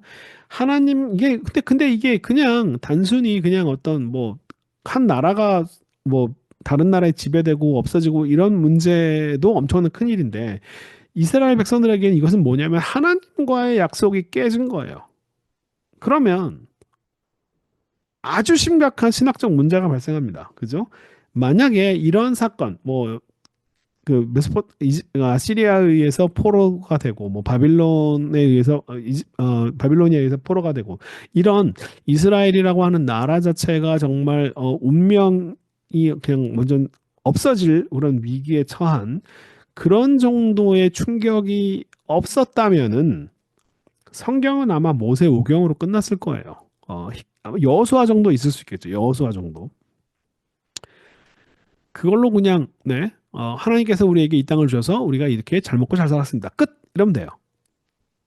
근데 성경이 다시 쓰여질 필요가 있어요. 왜냐하면 그 약속이 깨졌으니까 깨진 것처럼 보이니까 이게 이거는 완전히 그동안 이스라엘이 이해했던 모든 어떤 역사뿐만 아니라 하나님이란 어떤 분이 하나님과 하나님의 백성과의 관계가 어떠하냐 과연 하나님이라고 하는 분을 과연 믿을 수 있는 거냐? 하나님께서 우리에게 약속하셨는데 그 약속이 깨졌어. 그럼 하나님이 원래 약속을 그렇게 파기하시는 분이냐? 이런 질문들을 던질 수 있는 거죠. 그러니까 완전히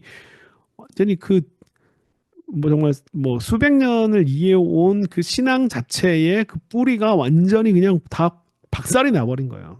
완전히 그 제가 더 바이블 욥기를 쓰면서 제목을 정답이 무너진 자리에서라고 하는 그 부제를 붙였는데 바로 자기가 그동안 옳았다고 믿어왔던 모든 것이 와르르 와르르 무너진 산산조각이 나는 그런 장면이에요.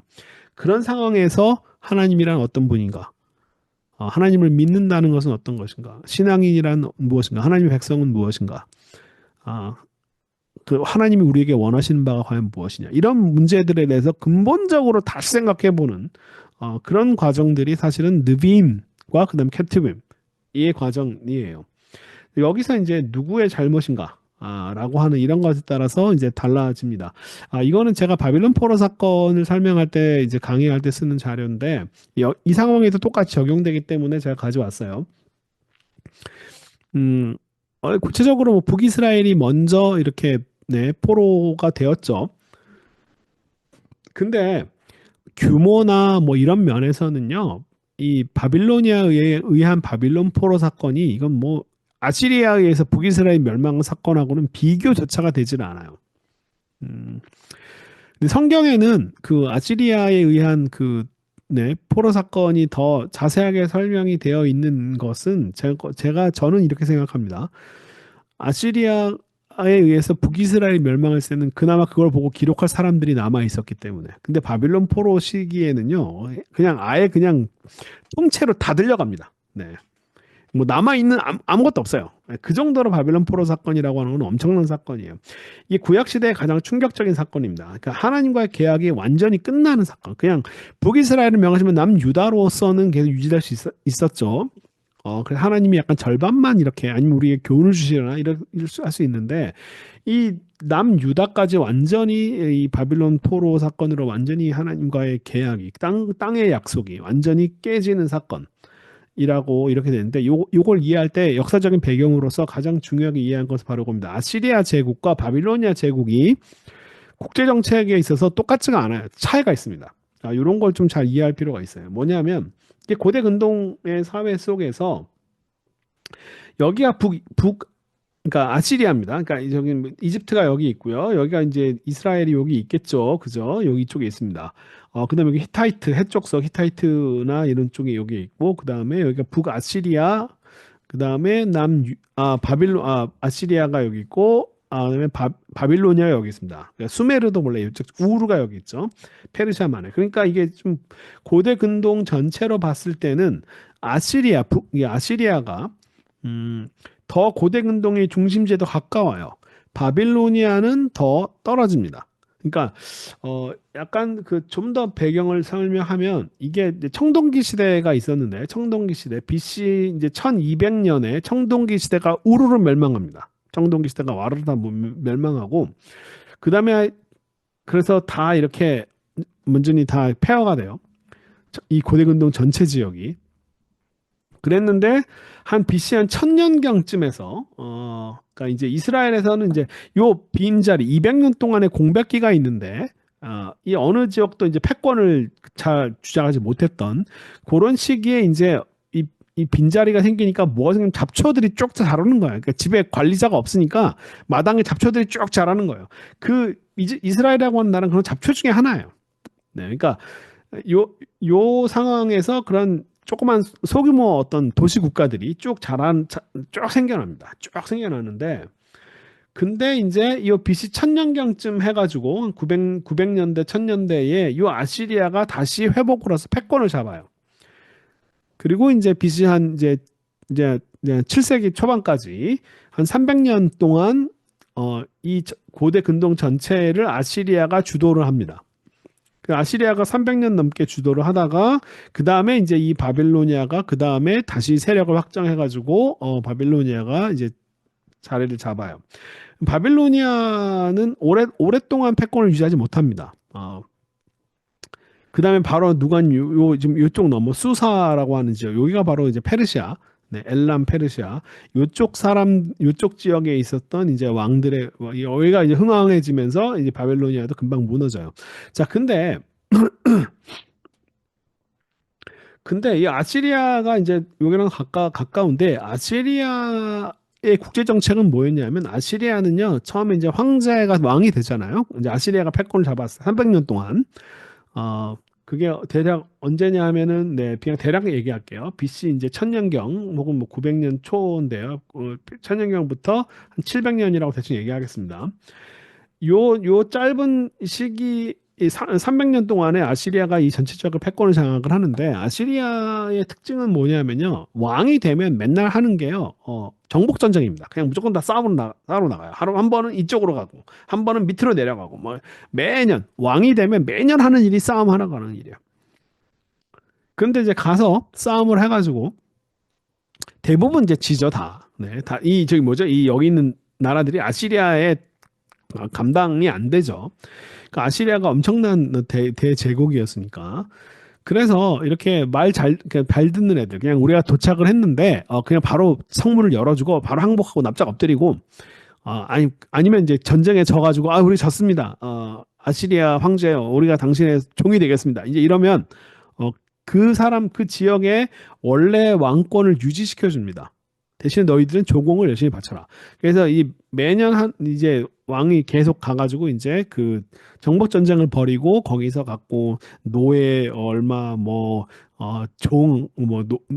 그다음에 부축을 얼마를 데리고 왔다 뭐 이런 얘기. 그래서 이 왕은 뭐 매년 우리한테 뭘 얼마를 바치기로 했다 뭐 이런 얘기들이 이제 쭉 왕의 역사에 기록이 됩니다. 그러니까 근데 이제 이스라엘 같이 이제 말 안 듣는 애들 있잖아요. 반항을 특별히 많이 하는 이제 그런 나라들은 완전히 초토화시켜 버립니다. 그리고 거기에 이제 자기의 점령군 사령관을 그 통치자로 보내요. 그러니까 직영점을 만드는 거죠. 다른 데는 이제 이렇게 그 점주의 점주의 어떤 그 연합하는 식으로 이렇게 하는데 정말 이스라엘처럼 말 안 듣는 것은 거기서 없애버리고 대가리를 없애버리고 그 지도자들을 다 끌고 오고 포로를 하고요. 그 다음에 거기에 자기 점령군 사령관을 보내서 대신 통치하게 만듭니다. 그러니까 이제 북이스라엘은 원래 이제 북이스라엘 출신의 사람들과 위에 윗대가리들은 이 아시리아에서 넘어온 사람들이죠. 그러니까 이제 그러니까 사마리아가 뭐 혼혈이니 잡종이니 이런 얘기 막 섞였고 여러 사람들이 그 안에 들어오는 거예요. 근데 이 바빌로니아는요, 외진데 있습니다. 외진데 있다 보니까 얘네들은 어떤 생각을 했냐면 아주 특이한 생각을 했어요. 뭐냐면 전 세계에서 마루득이 합법적으로 만든 나라는 바빌로니아밖에 없다. 우리의 신 마루득이 우리에게 전 세계는 그러니까 여기서 바빌로니아 유일신 사상이 등장하거든요. 그러니까 저는 그 성경의 유일신 사상이 이 바빌로니아 시대의 유일신 사상에 영향을 받았다. 혹은 그 바빌로니아 유일신 사상의 어떤 일종의 어, 뭐 뭐랄까 카운터, 반대하는 그런 얘기할 수 있다라고 생각을 하는데 이 바빌로니아는요 세상에 신은 마루득밖에 없고, 네. 그 외에 수많은 신들은 뭐냐면 마루득의 현현이에요. A라고 하는 신은 마루득의 팔이고, B라고 하는 신은 마루득의 오른 다리고, 이런 식으로 이제 여러 신들은 사실은 진짜 신이 아니라 마루득이라고 하는 하나의 신의 여러 현현일 뿐이다라고 하는 이런 그 마루득 환원주의라고 하는데 마루득으로 모든 것이 다 환원된다. 근데 이 나라도 마찬가지예요. 얘네들 다 없는 나라다. 얘네들 다 없어. 이거 존재하지 않는 것들이야. 허상들이다. 진짜 나라는 바빌론이밖에 없다. 그러면서 아시리아처럼 정복 전쟁을 가는데 어떻게 하냐 하면요.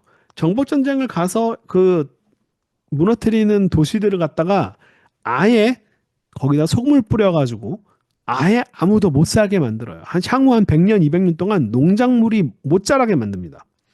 초토화시켜버리는 거예요. 그리고 거기 살던 사람들을 전체를 다 삽으로 떠가지고 이 여기로 끌고 오는 거야. 2,000km 떨어진 데다가 흩뿌려 놓는 겁니다. 한 곳에만 오는 사람이 아니라 전 지역에서 다 와가지고 다 섞어버리는 거예요. 그러니까 이런 상황 속에서 이스라엘 사람들이 자기의 어떤 언어와 정체성을 유지하면서 살았다. 이건 진짜 놀라운 일입니다. 거의 기적 같은 일이에요. 물론 이제 바빌로니아는 굉장히 아주 강한 통치를 했기 때문에 역사가 짧아요. 오래 가지 못한 50년 갑니다. 네. 오래 이렇게 통치권을 오래 유지하지 못해요. 바로 페르시아가 등장해서 페르시아는 정반대 정책을 사용하죠. 유화 정책을 사용합니다. 자, 너희들 여기 왔던 애들 다 너희 고향으로 돌아가서 너희가 원래 믿던 신들을 다 섬겨도 괜찮아. 그러니까 바로 이 페르시아가 일종의 명분과 정당성을 얻는 거죠. 바빌로니아로부터 해방하는 해방자로서 신의 대리인으로서의 그런 역할을 할 수 있는 거예요. 자, 그러니까 바빌로니아는 굉장히 어떤 면에서 굉장히 폭력적이고 폭압적인 정책을 사용했습니다. 이게 유신 사상이 갖고 있는 폭력성이에요. 아무튼 그러니까 이 바빌로니아가 그런 식으로 했기 때문에 이게 이 바빌로니아 때는요, 뭐 일부 그 아시리아 때랑 다르게 뭐 일부 윗대가리들만 이렇게 올라가는 게 아니라 그냥 전체를 다 그냥 퍼가는 거예요. 예. 남아 있는 사람이 없습니다. 물론 이제 그 삽으로 팔 때 흙이 좀 떨어져서 남아 있는 사람들이 있겠죠. 그래서 성경에서 남은 자라고 하는 표현이 있죠. 남은 자. 근데 이 남은 자라고 하는 표현이 이 포로에서 끌려가서 여기에 남은 사람을 얘기하지 않아요. 여기서 살아남은 사람을 얘기하죠. 귀환하는 사람들을 남은 자라고 합니다. 물론 느헤미야는 이쪽에 남아 있는 사람을 대해서 이야기를 하고 있긴 합니다만. 네. 자, 아무튼 그렇게 역사를 그렇게 이해하시는 게 좋아요. 이게 사네립 비문인데 이게 북아시리아의 왕이 세나케립 비문이라고 하는 건데 여기 지금 저는 이걸 한 두 달 걸쳐서 다 읽었어요. 여기 지금 보면 이렇게 라인이 이렇게 잘 안 보시면 라인이 이렇게 보이는데 라인이 이게 다 뭐냐면 이게 이제 한 해예요. 한 해. 한 해 동안 정복한 지역입니다. 네. 이게 한 해는 내가 뭐, 네, 바빌론에 가서 함락을 하고, 한 해는 또 뭐 시리아 가서 함락하고, 하나는 가나안 가서 함락하고, 맨날 이런 얘기예요. 하나는 아나톨리아 쪽까지 가서, 아나톨리아는 바로 이쪽입니다. 여기까지 간 거예요. 하나는 한 번은 일로 가고, 한 번은 밑으로 내려가고, 한 번은 이쪽으로 가고, 한 번은 이렇게 가고, 막 이런 식으로 다 정복 전쟁을 매년 가가지고 다 때려 부시는 거예요. 이게 바로 북이스라엘, 남유다, 예루살렘이 멸망할 뻔한 게 바로 이 사람이죠. 그 사내립 비문에 똑같은 얘기가 나와요. 어, 그 뭐라고 하죠? 내가 이스기야를 새장 속에 새처럼 가두었다. 아, 그 다음에 다음 지역으로 넘어가요. 이게 아주 재밌습니다. 그러니까, 마치 그만 시킬 것처럼 이야기를 하는데, 그 다음이 없어요. 그 다음 얘기는 우리 성경에 있잖아요. 그죠? 그러니까 실제로 함락을 못 시킨 거예요. 실패했습니다. 이유는 안 써 있어요. 네. 그러니까 히스기야 시대의 예루살렘을 다 멸망시킬 것처럼 거의 그 위기 상황까지 다 왔다라고 해놓고 그다음 다음 지역으로 넘어가요. 그러니까 결국은 예루살렘 함락에 실패했다는 얘기죠. 그죠? 그걸 이런 식으로 표현하는 거예요. 자, 어쨌든 이런 식으로 통치를 했습니다. 네, 이게 바로 그 사내의 비문의 그 프리즘이라고 하는 거고요. 이게 바로 이게 아카드어, 쐐기 글자라고 하는. 제가 이거를 이제 두 달 동안 요 내용들을 다 읽었는데, 그런데 이 신바빌로니아는 그런 방식을 사용하지 않습니다. 신바빌로니아는 굉장히 그 폭력적인 그 정책을 사용해요. 그냥 네, 예루살렘 함락시키고 그냥 다 끌고 가버리는 거예요. 아주 폭력적인 방식을 사용했습니다. 그러니까 외진데 약간 고대 근동 전체 중심지에 외진데에 있었기 때문에 그런 것 같기도 하고요. 그러니까 나는 그러니까 이런 건 존재하지도 않아라고 하는 바빌로니아 유일 국가 세상에는 바빌로니아밖에 없어 이런 이상한 생각을 하게 됩니다. 자, 그런데 이게 바로 그러니까 뭐 이 바빌론 포로 사건은 유대인들 이스라엘 사람들에게는 아주 정말 엄청난 사건인 거예요. 네. 아브라함과 모세로부터 이어져 온 정말 이 뭐 수백 년 수천 년 동안 이어져 있는 신앙, 역사, 삶, 뭐 신학 완전히 무너지는 사건이고 도대체 뭐가 잘못된 것인가라고 하는 이 질문은 무엇이 문제인가라고 하는 질문을 근본적으로 던질 수밖에 없는 거예요. 그래서 여러분들이 이 선지서들을 쭉 다 읽을 때, 호세아뿐만 아니라 선지서들을 읽을 때 가장 중요한 질문이 뭐냐 하면 도대체 무엇 때문에 파기가 된 거냐, 혹은 파기가 진짜 되긴 된 거냐. 그러니까 이런 질문들을 던지는 거예요. 첫 번째로 얘기할 수 있는 게 뭐냐면 하나님이 원인이다라고 얘기할 수 있겠죠. 왜냐하면 계약은 이제 상방이 맺는 거니까 하나님이라고 하는 분이 원래 생각이 바뀌고 마음이 쉽게 바뀌는 분이다. 원래 한번 약속했는데 그 약속은 난 안 지킬래. 이러는 분이다라고 하면은 그러면 더 이상 할 얘기가 없는 거죠. 하나님이 원래 그러신 분이야. 하나님이 한번 약속했지만 니네들 마음에 안 들어. 됐어. 끊어. 관계 끊어. 라고 그런 분이시라면 그러면 뭐 끝이죠. 더 이상 할 얘기가 없는 거죠. 그런데 이 질문에 대한 대답이 성경적 대답이 뭐냐면 인자와 진리라고 얘기하는 저는 이 헤세드와 에메트라고 하는 이 단어를 인자와 진리로 번역한 걸 좋아하지 않습니다. 네. 이건 계약이 파기되지 않음. 네. 계약이 흔들림 없음. 네. 이런 표현이에요. 이 인자와 진리라고 하는 표현이요. 계약이 흔들림이 없다. 계약이 파기되지 않는다.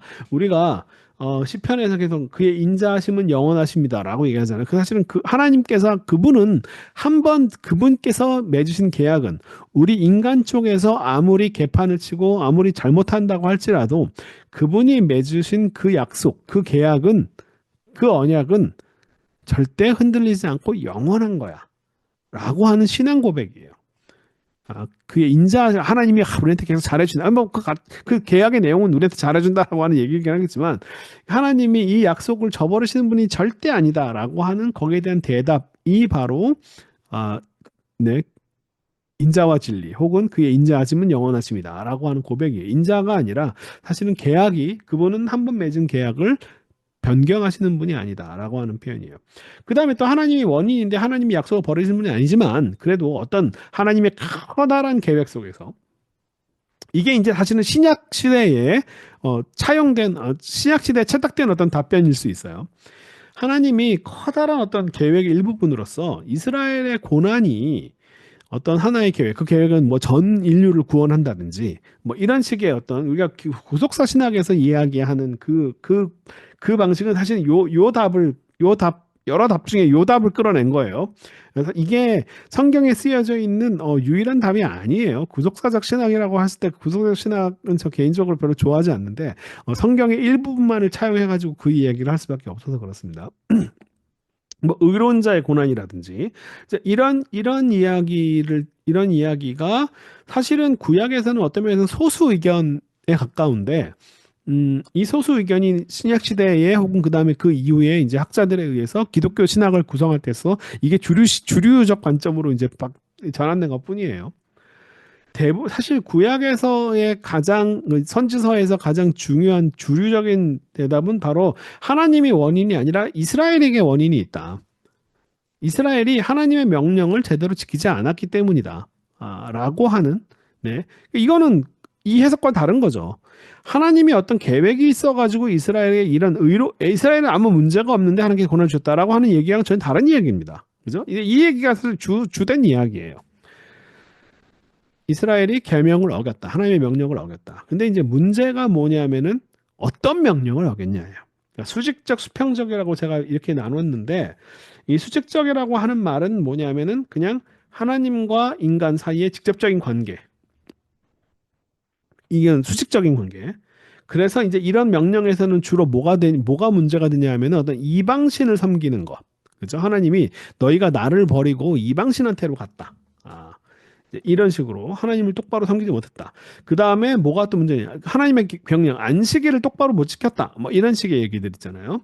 그 다음에 이 수직적인 그 이야기들에서 주로 쓰는 메타포들이 뭐냐면 행음, 간음, 창기, 창녀, 뭐 이런 것들 있잖아요. 이런 단어들이 사실은 수직적인 메타포. 그러니까 너희들이 올바른 그런 입장에 못 서고 다른 신한테 가가지고 이런 잘못된 일을 했다. 길에서 병도에서 벗어났다. 라고 하는 식의 표현들을 많이 쓰는 게 바로 수직적인 그런 선지서들이에요. 수평적인 건 뭐냐 하면은 바로 인간과 인간 사이입니다. 그러니까 너희들이 하나님 나한테 너희들이 제사를 제대로 못 드렸고 제물을 제대로 못 드렸고 11조를 안 이런 게 전혀 문제가 아니고 너희들이 너희 이웃을 너희 동족을 괴롭혔다. 너희 약한 사람들 힘없는 사람들 이때 대표적인 얘기들이 뭐냐면 바로 고아, 과부, 네, 객, 네, 난민 이런 단어들이 이제 핵심 단어가 되는 거예요. 이런 것을 강조하는 선지서들 이게 두 개로 크게 나눠집니다. 그다음에 그 외에 다른 원인도 또 있어요. 이렇게 나눠지는데, 그래서 여러분이 이 예언서를 볼 때 뭘 봐야 되냐 하면 바로 이 선지서들이 똑같은 얘기를 하고 있지 않아요. 그걸 보는 눈이 필요합니다. 그러니까 구체적으로 묘사된 죄가 도대체 뭐냐를 한번 살펴보세요. 그러면 해결책이 달라져. 죄가 뭐냐에 따라서 해결책이 달라집니다. 자, 하나님이 너 나를 거역했다. 나를 내 말을 어겼다. 근데 무슨 말을 어겼느냐라고 봤을 때 거기에 자, 살인자들 뿐이다. 그죠? 고관들은 폐역하여 도둑질을 하고 뇌물을 사랑하고 예물을 구하며 선물 받기를 원하고 고아를 위하여 과부를 이게 다 뭐예요? 수평적으로 그러니까 권력이 있는 사람이 힘없는 사람을 괴롭히고 이런 것이 문제다. 인간과 인간 사이의 관계가 문제다. 그러면서 자 하나님께서 뭐라고 말씀하냐면 너희가 너 아무리 재물을 나한테 갖다 많이 바쳐도 내가 그게 나한테 아무런 유익이 있는 줄 아냐? 나는 너희들이 갖다 바친 그 재물에 아주 배가 불렀다, 질렸다. 이제 그만해라. 너희들이 하도 이 피를 제사의 피를 갖다가 내가 이거 좋아할 줄 알아? 근데 너희들은 손에 피를 흘리고 있다. 너희들은 이 세상에 폭력을 행사하고 있다. 너희들 계속 열심히 모인다. 재물 갖고 와서 막 분양하고 열심히 모인다. 교회 우리말로 따지면 네. 열심히 11조 바치고 열심히 교회에 맨날 주일 예배, 수요 예배, 새벽기도 열심히 하는데 그러면서 너희들이 악을 행하고 있다. 너희들이 열심히 모이는 거 나 그거 싫어. 그만해. 너희들이 이런 폭력을 행사하고 있으면서 너희들이 내 기도해도 내가 기도 들어줄 줄 알아? 라고 이렇게 얘기하는 거예요. 그러니까 해결책이 뭐냐면 너희들 이런 거 열심히 제사 갖다 열심히 나한테 주일날 교회 열심히 오고 11조 열심히 하고 이런 게 중요한 게 아니라 제발 좀 선행을 배우고 정의를 구하고 학대받는 자를 도와주고 고아를 위해서 과부 이게 중요하다. 수직적인 것 이거 너무 잘해. 아주 지나치게 잘해. 이것만 잘해. 근데 이거는 수평적인 것은 완전 엉망이야. 라고 이사야가 얘기를 하죠.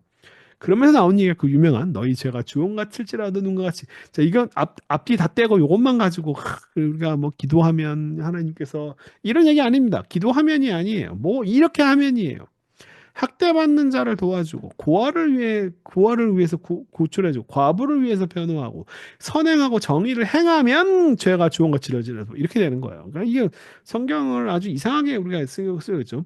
너희가 즐겨 순종하면 땅에 잘 먹고 잘 살 것이다. 순종한다는 말은 뭘 순종하라? 이걸 하라는 거예요. 그죠?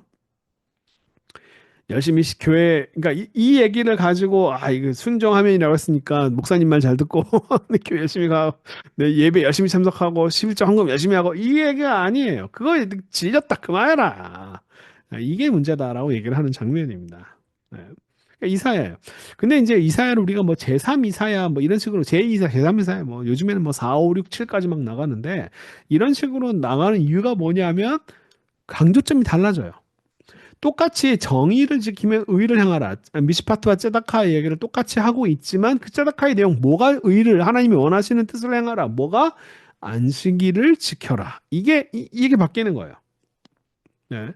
그러니까 이런 게 바로 예수님 시대의 안식일 논쟁, 그 바리새인들과 그러니까 이게 예를 들면 케투빔 시대에 그 에스라 느헤미야부터 그런 식의 가장 중요한 명령이 안식일을 똑바로 지켜라가 이제 중요한 명령이 돼버립니다. 그 예수님이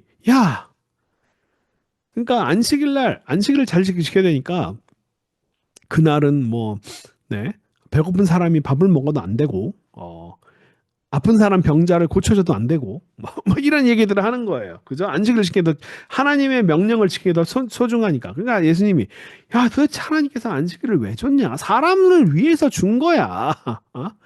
안식일에 사람을 살리는 선을 행하는 것이 더 중요하지. 이 얘기를 하시는 거거든요. 그러니까 안식일을 하나님께서 왜 주셨냐? 사람을 위해서 준 거야. 사람이 안식일에 종속되고 안식일에 종이 되는 게 아니라 사람을 위해서, 사람을 살리기 위해서 하나님께서 안식일을 주신 거야. 라고 얘기를 하잖아요. 그러니까 안식일을 지키는 게 이 수식적인 명령이 더 강조되는 거. 원래 사실은 안식일 자체가 하나님께서 주신 명령은 수평적인, 너희들, 노예도 쉬게 하고, 네, 집에 와이프도 쉬게 하고, 네, 이런 얘기들을 하려고 그 수평적인 의미로 얘기 주신 건데, 이 얘기가 어느 날 그 원래 의미는 사라져버리고 그냥 안식일 똑바로 지켜! 라고 수식적인 것만 강조가 되는 이런 상황들에 대해서 비판을 하는 거죠. 그래서 이 안식일을 잘 지키는 한 면에 있어서는 자 이방인들도 그 다음에 그동안 하나님의 회중에 참여하지 못했던 결격 사유가 있는 사람들도 상관없이 안식일을 다 지킨다라고 하는 이런 명목 하에 다 하나님의 회중으로 들어올 수 있다라고 하는 이거 어떤 면에서는 안식일이라고 하는 것을 중요하게 생각하면서 이것이야말로 이스라엘 백성만이 아니라 그죠? 이스라엘 백성 이후로 이제 다른 민족들도 혹은 그동안 결격 사유가 있었던 사람까지도 다 하나님의 회중 안으로 들어올 수 있게 만드는 아주 중요한 그런 이게 돼버렸죠. 근데 나중에 이제 사실은 뭐 제3 이사회는 그런 의미로 얘기했는데 나중에 이게 그냥 단어 다 없어지고 안식일을 똑바로 지키냐 안 지키냐가 제일 중요하다. 뭐 이런 얘기가 돼버리니까 이게 이제 문제가 되는 거예요. 예수님 시대에도. 자, 그러니까 하나님께서 수평적인 의미를 주신 걸 수직적으로 자꾸 만들려고 하는 신앙인들의 어떤 그 마음이 있어요. 네. 자, 예레미야 같은 경우가 대표적인 수직적인 예언자입니다. 뭐가 문제냐 하면은 다른 신에게 분향하며, 그죠? 그러니까 이런 걸 찾아볼 수 있는 눈이 있어야 됩니다. 자기가 손으로 만든 우상들에게 절하는 거, 이런 것들이 문제다. 그러니까 예레미야는 대표적으로 바로 수직적인 것이 강조가 되는 그런 거예요. 그래서 선지자, 네, 하나님께 반역을 하며 선지자들은 바알의 이름으로 예언하고 이런 것들이 이제 예레미야 대표적으로 수직적인 이사야는 대표적으로 수평적인 예언자라고 한다면 예레미야는 수직적인. 근데 사실은 이건 대표적인 거라고 얘기할 수 있고 실제로 이사야에 보면은 수평적인 건 되게 많지만 수직적인 얘기도 굉장히 많이 있고요. 예레미야도 지금 말하는 건 굉장히 수직적인 어떤 언어들을 사용하지만 수평적인 이야기들, 제가 인간과 인간 사이의 관계에 대한 폭력에 관한 문제들 이런 것들에 대해서 굉장히 얘기를 많이 합니다. 그러니까 이것을 딱 그냥 어떤 부분이 좀 더 강조가 되었느냐, 두드러지게 나타나느냐 정도지 이것만 얘기한다라고 생각하시면 곤란합니다. 자, 호세아 같은 경우가 대표적으로 그런 수직적인 음란, 음행, 네, 뭐 이런 표현, 음란 이런 표현들이 강조가 되는 것들이 대표적으로 이 음란 이런 표현들은 대부분 이방신을 섬기는 문제하고 연결되는 표현이거든요. 예레미야 같은 데 보면 다 그런 식으로 쓰여 있습니다. 그런데 호세아는 아주 재밌게 그런 것들을 수직과 수평을 묘하게 제가 이 선지자 중에 가장 좋아하는 게 호세아하고 미가예요. 호세아하고 미가를 제일 좋아하는 이유가 뭐냐면 사용되는 언어는 바알을 위하여 이런 표현들이 다 이제 그러니까 수직적인 얘기죠. 이방신을 섬기는 그러니까 수직적인 메타포들을 되게 많이 사용하는데 실제적인 내용은 수평적인 얘기가 굉장히 많아요. 네. 예수님도 호세아를 딱 한 번 이용합니다. 그 장면이 어디냐 하면 바로 그거죠. 내가 뭐 제사 절기를 기뻐하지 않는다라고 하는 그런 장면에서 호세아를 인용할 때 쓰죠. 자, 요엘은요. 전혀 다른 이야기를 합니다. 요엘은 요엘은 뭐가 문제인지 숙제입니다. 여러분 한번 잘 보세요. 요엘은 뭐가 문제냐라고 한번 어, 자, 이건 지금 뭐냐면 요엘은요. 이스라엘 주변 국가들이 문제다. 두로, 시돈, 블레셋 얘네들이 야, 얘네들 나 상관없는 얘네들이 지금 무슨 짓을 했냐 하면 내 새끼 내 백성을 아무 잘못 없는 유다와 예루살렘 자손을 팔아먹었다 이 나쁜 놈들아. 라고 얘네들 내가 너희 자녀를 유다 자손에게 손에 팔 거야. 내가 복수해 줄 거야.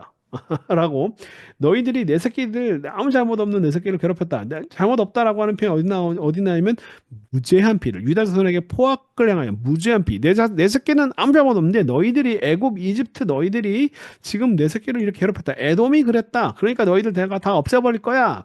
유다 예루살렘은 영원히 대대로 있을 거야. 이래 이건 뭐예요? 내 새끼는 잘못 없는데 옆집 애가 문제야. 하는 이야기를 하고 있는 거죠. 이게 바로 요엘의 특징입니다. 그러니까 이거는 이스라엘이 뭐가 잘못해서가 이런 얘기가 없어요. 대표적으로 아모스가 바로 수평적인 선지자 중에 대표적인.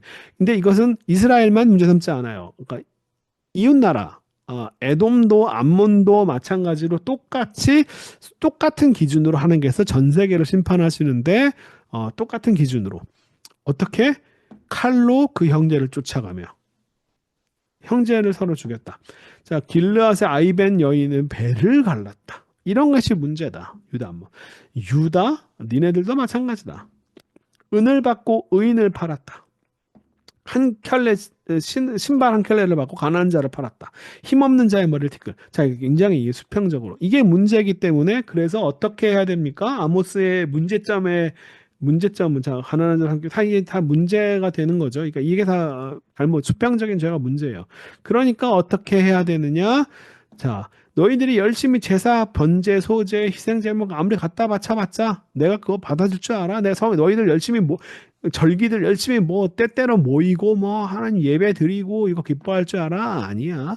정의를 물같이 공의를 마르게 하는 건 이게 중요하다. 그러니까 이런 식으로 보면 좀 흥미로운 게 있는데 그 신학계에서도 좀 이렇게 뭐 학교 뭐 교단도 그렇고 약간 진보적인 데가 있고 보수적인 데가 있잖아요. 그 진보적인 데의 성명서 같은 거 발표를 하는 걸 보면은 어디 뭘 이용하냐면 이사야, 아모스 이런 걸 이용합니다. 미가 이런 걸 이용해요. 그다음에 이제 약간 보수적인 데는 뭘 이용하냐면 예레미야 뭐 이런 걸 주로 많이 이용합니다. 요즘에는 그게 트렌드가 바뀌었어요. 그 양쪽 다 이 수평적인 걸 강조하는 어 이사야, 아모스, 뭐 미가 이런 걸 양쪽 진영에서 다 이용을 하는 거예요. 아주 좀 그런 게 좀 되게 흥미롭게 지켜보고 있는데. 자, 그래서 그런 걸 통해서 옛날에는 경향성을 이해했었는데 요즘에는 그게 안 돼요.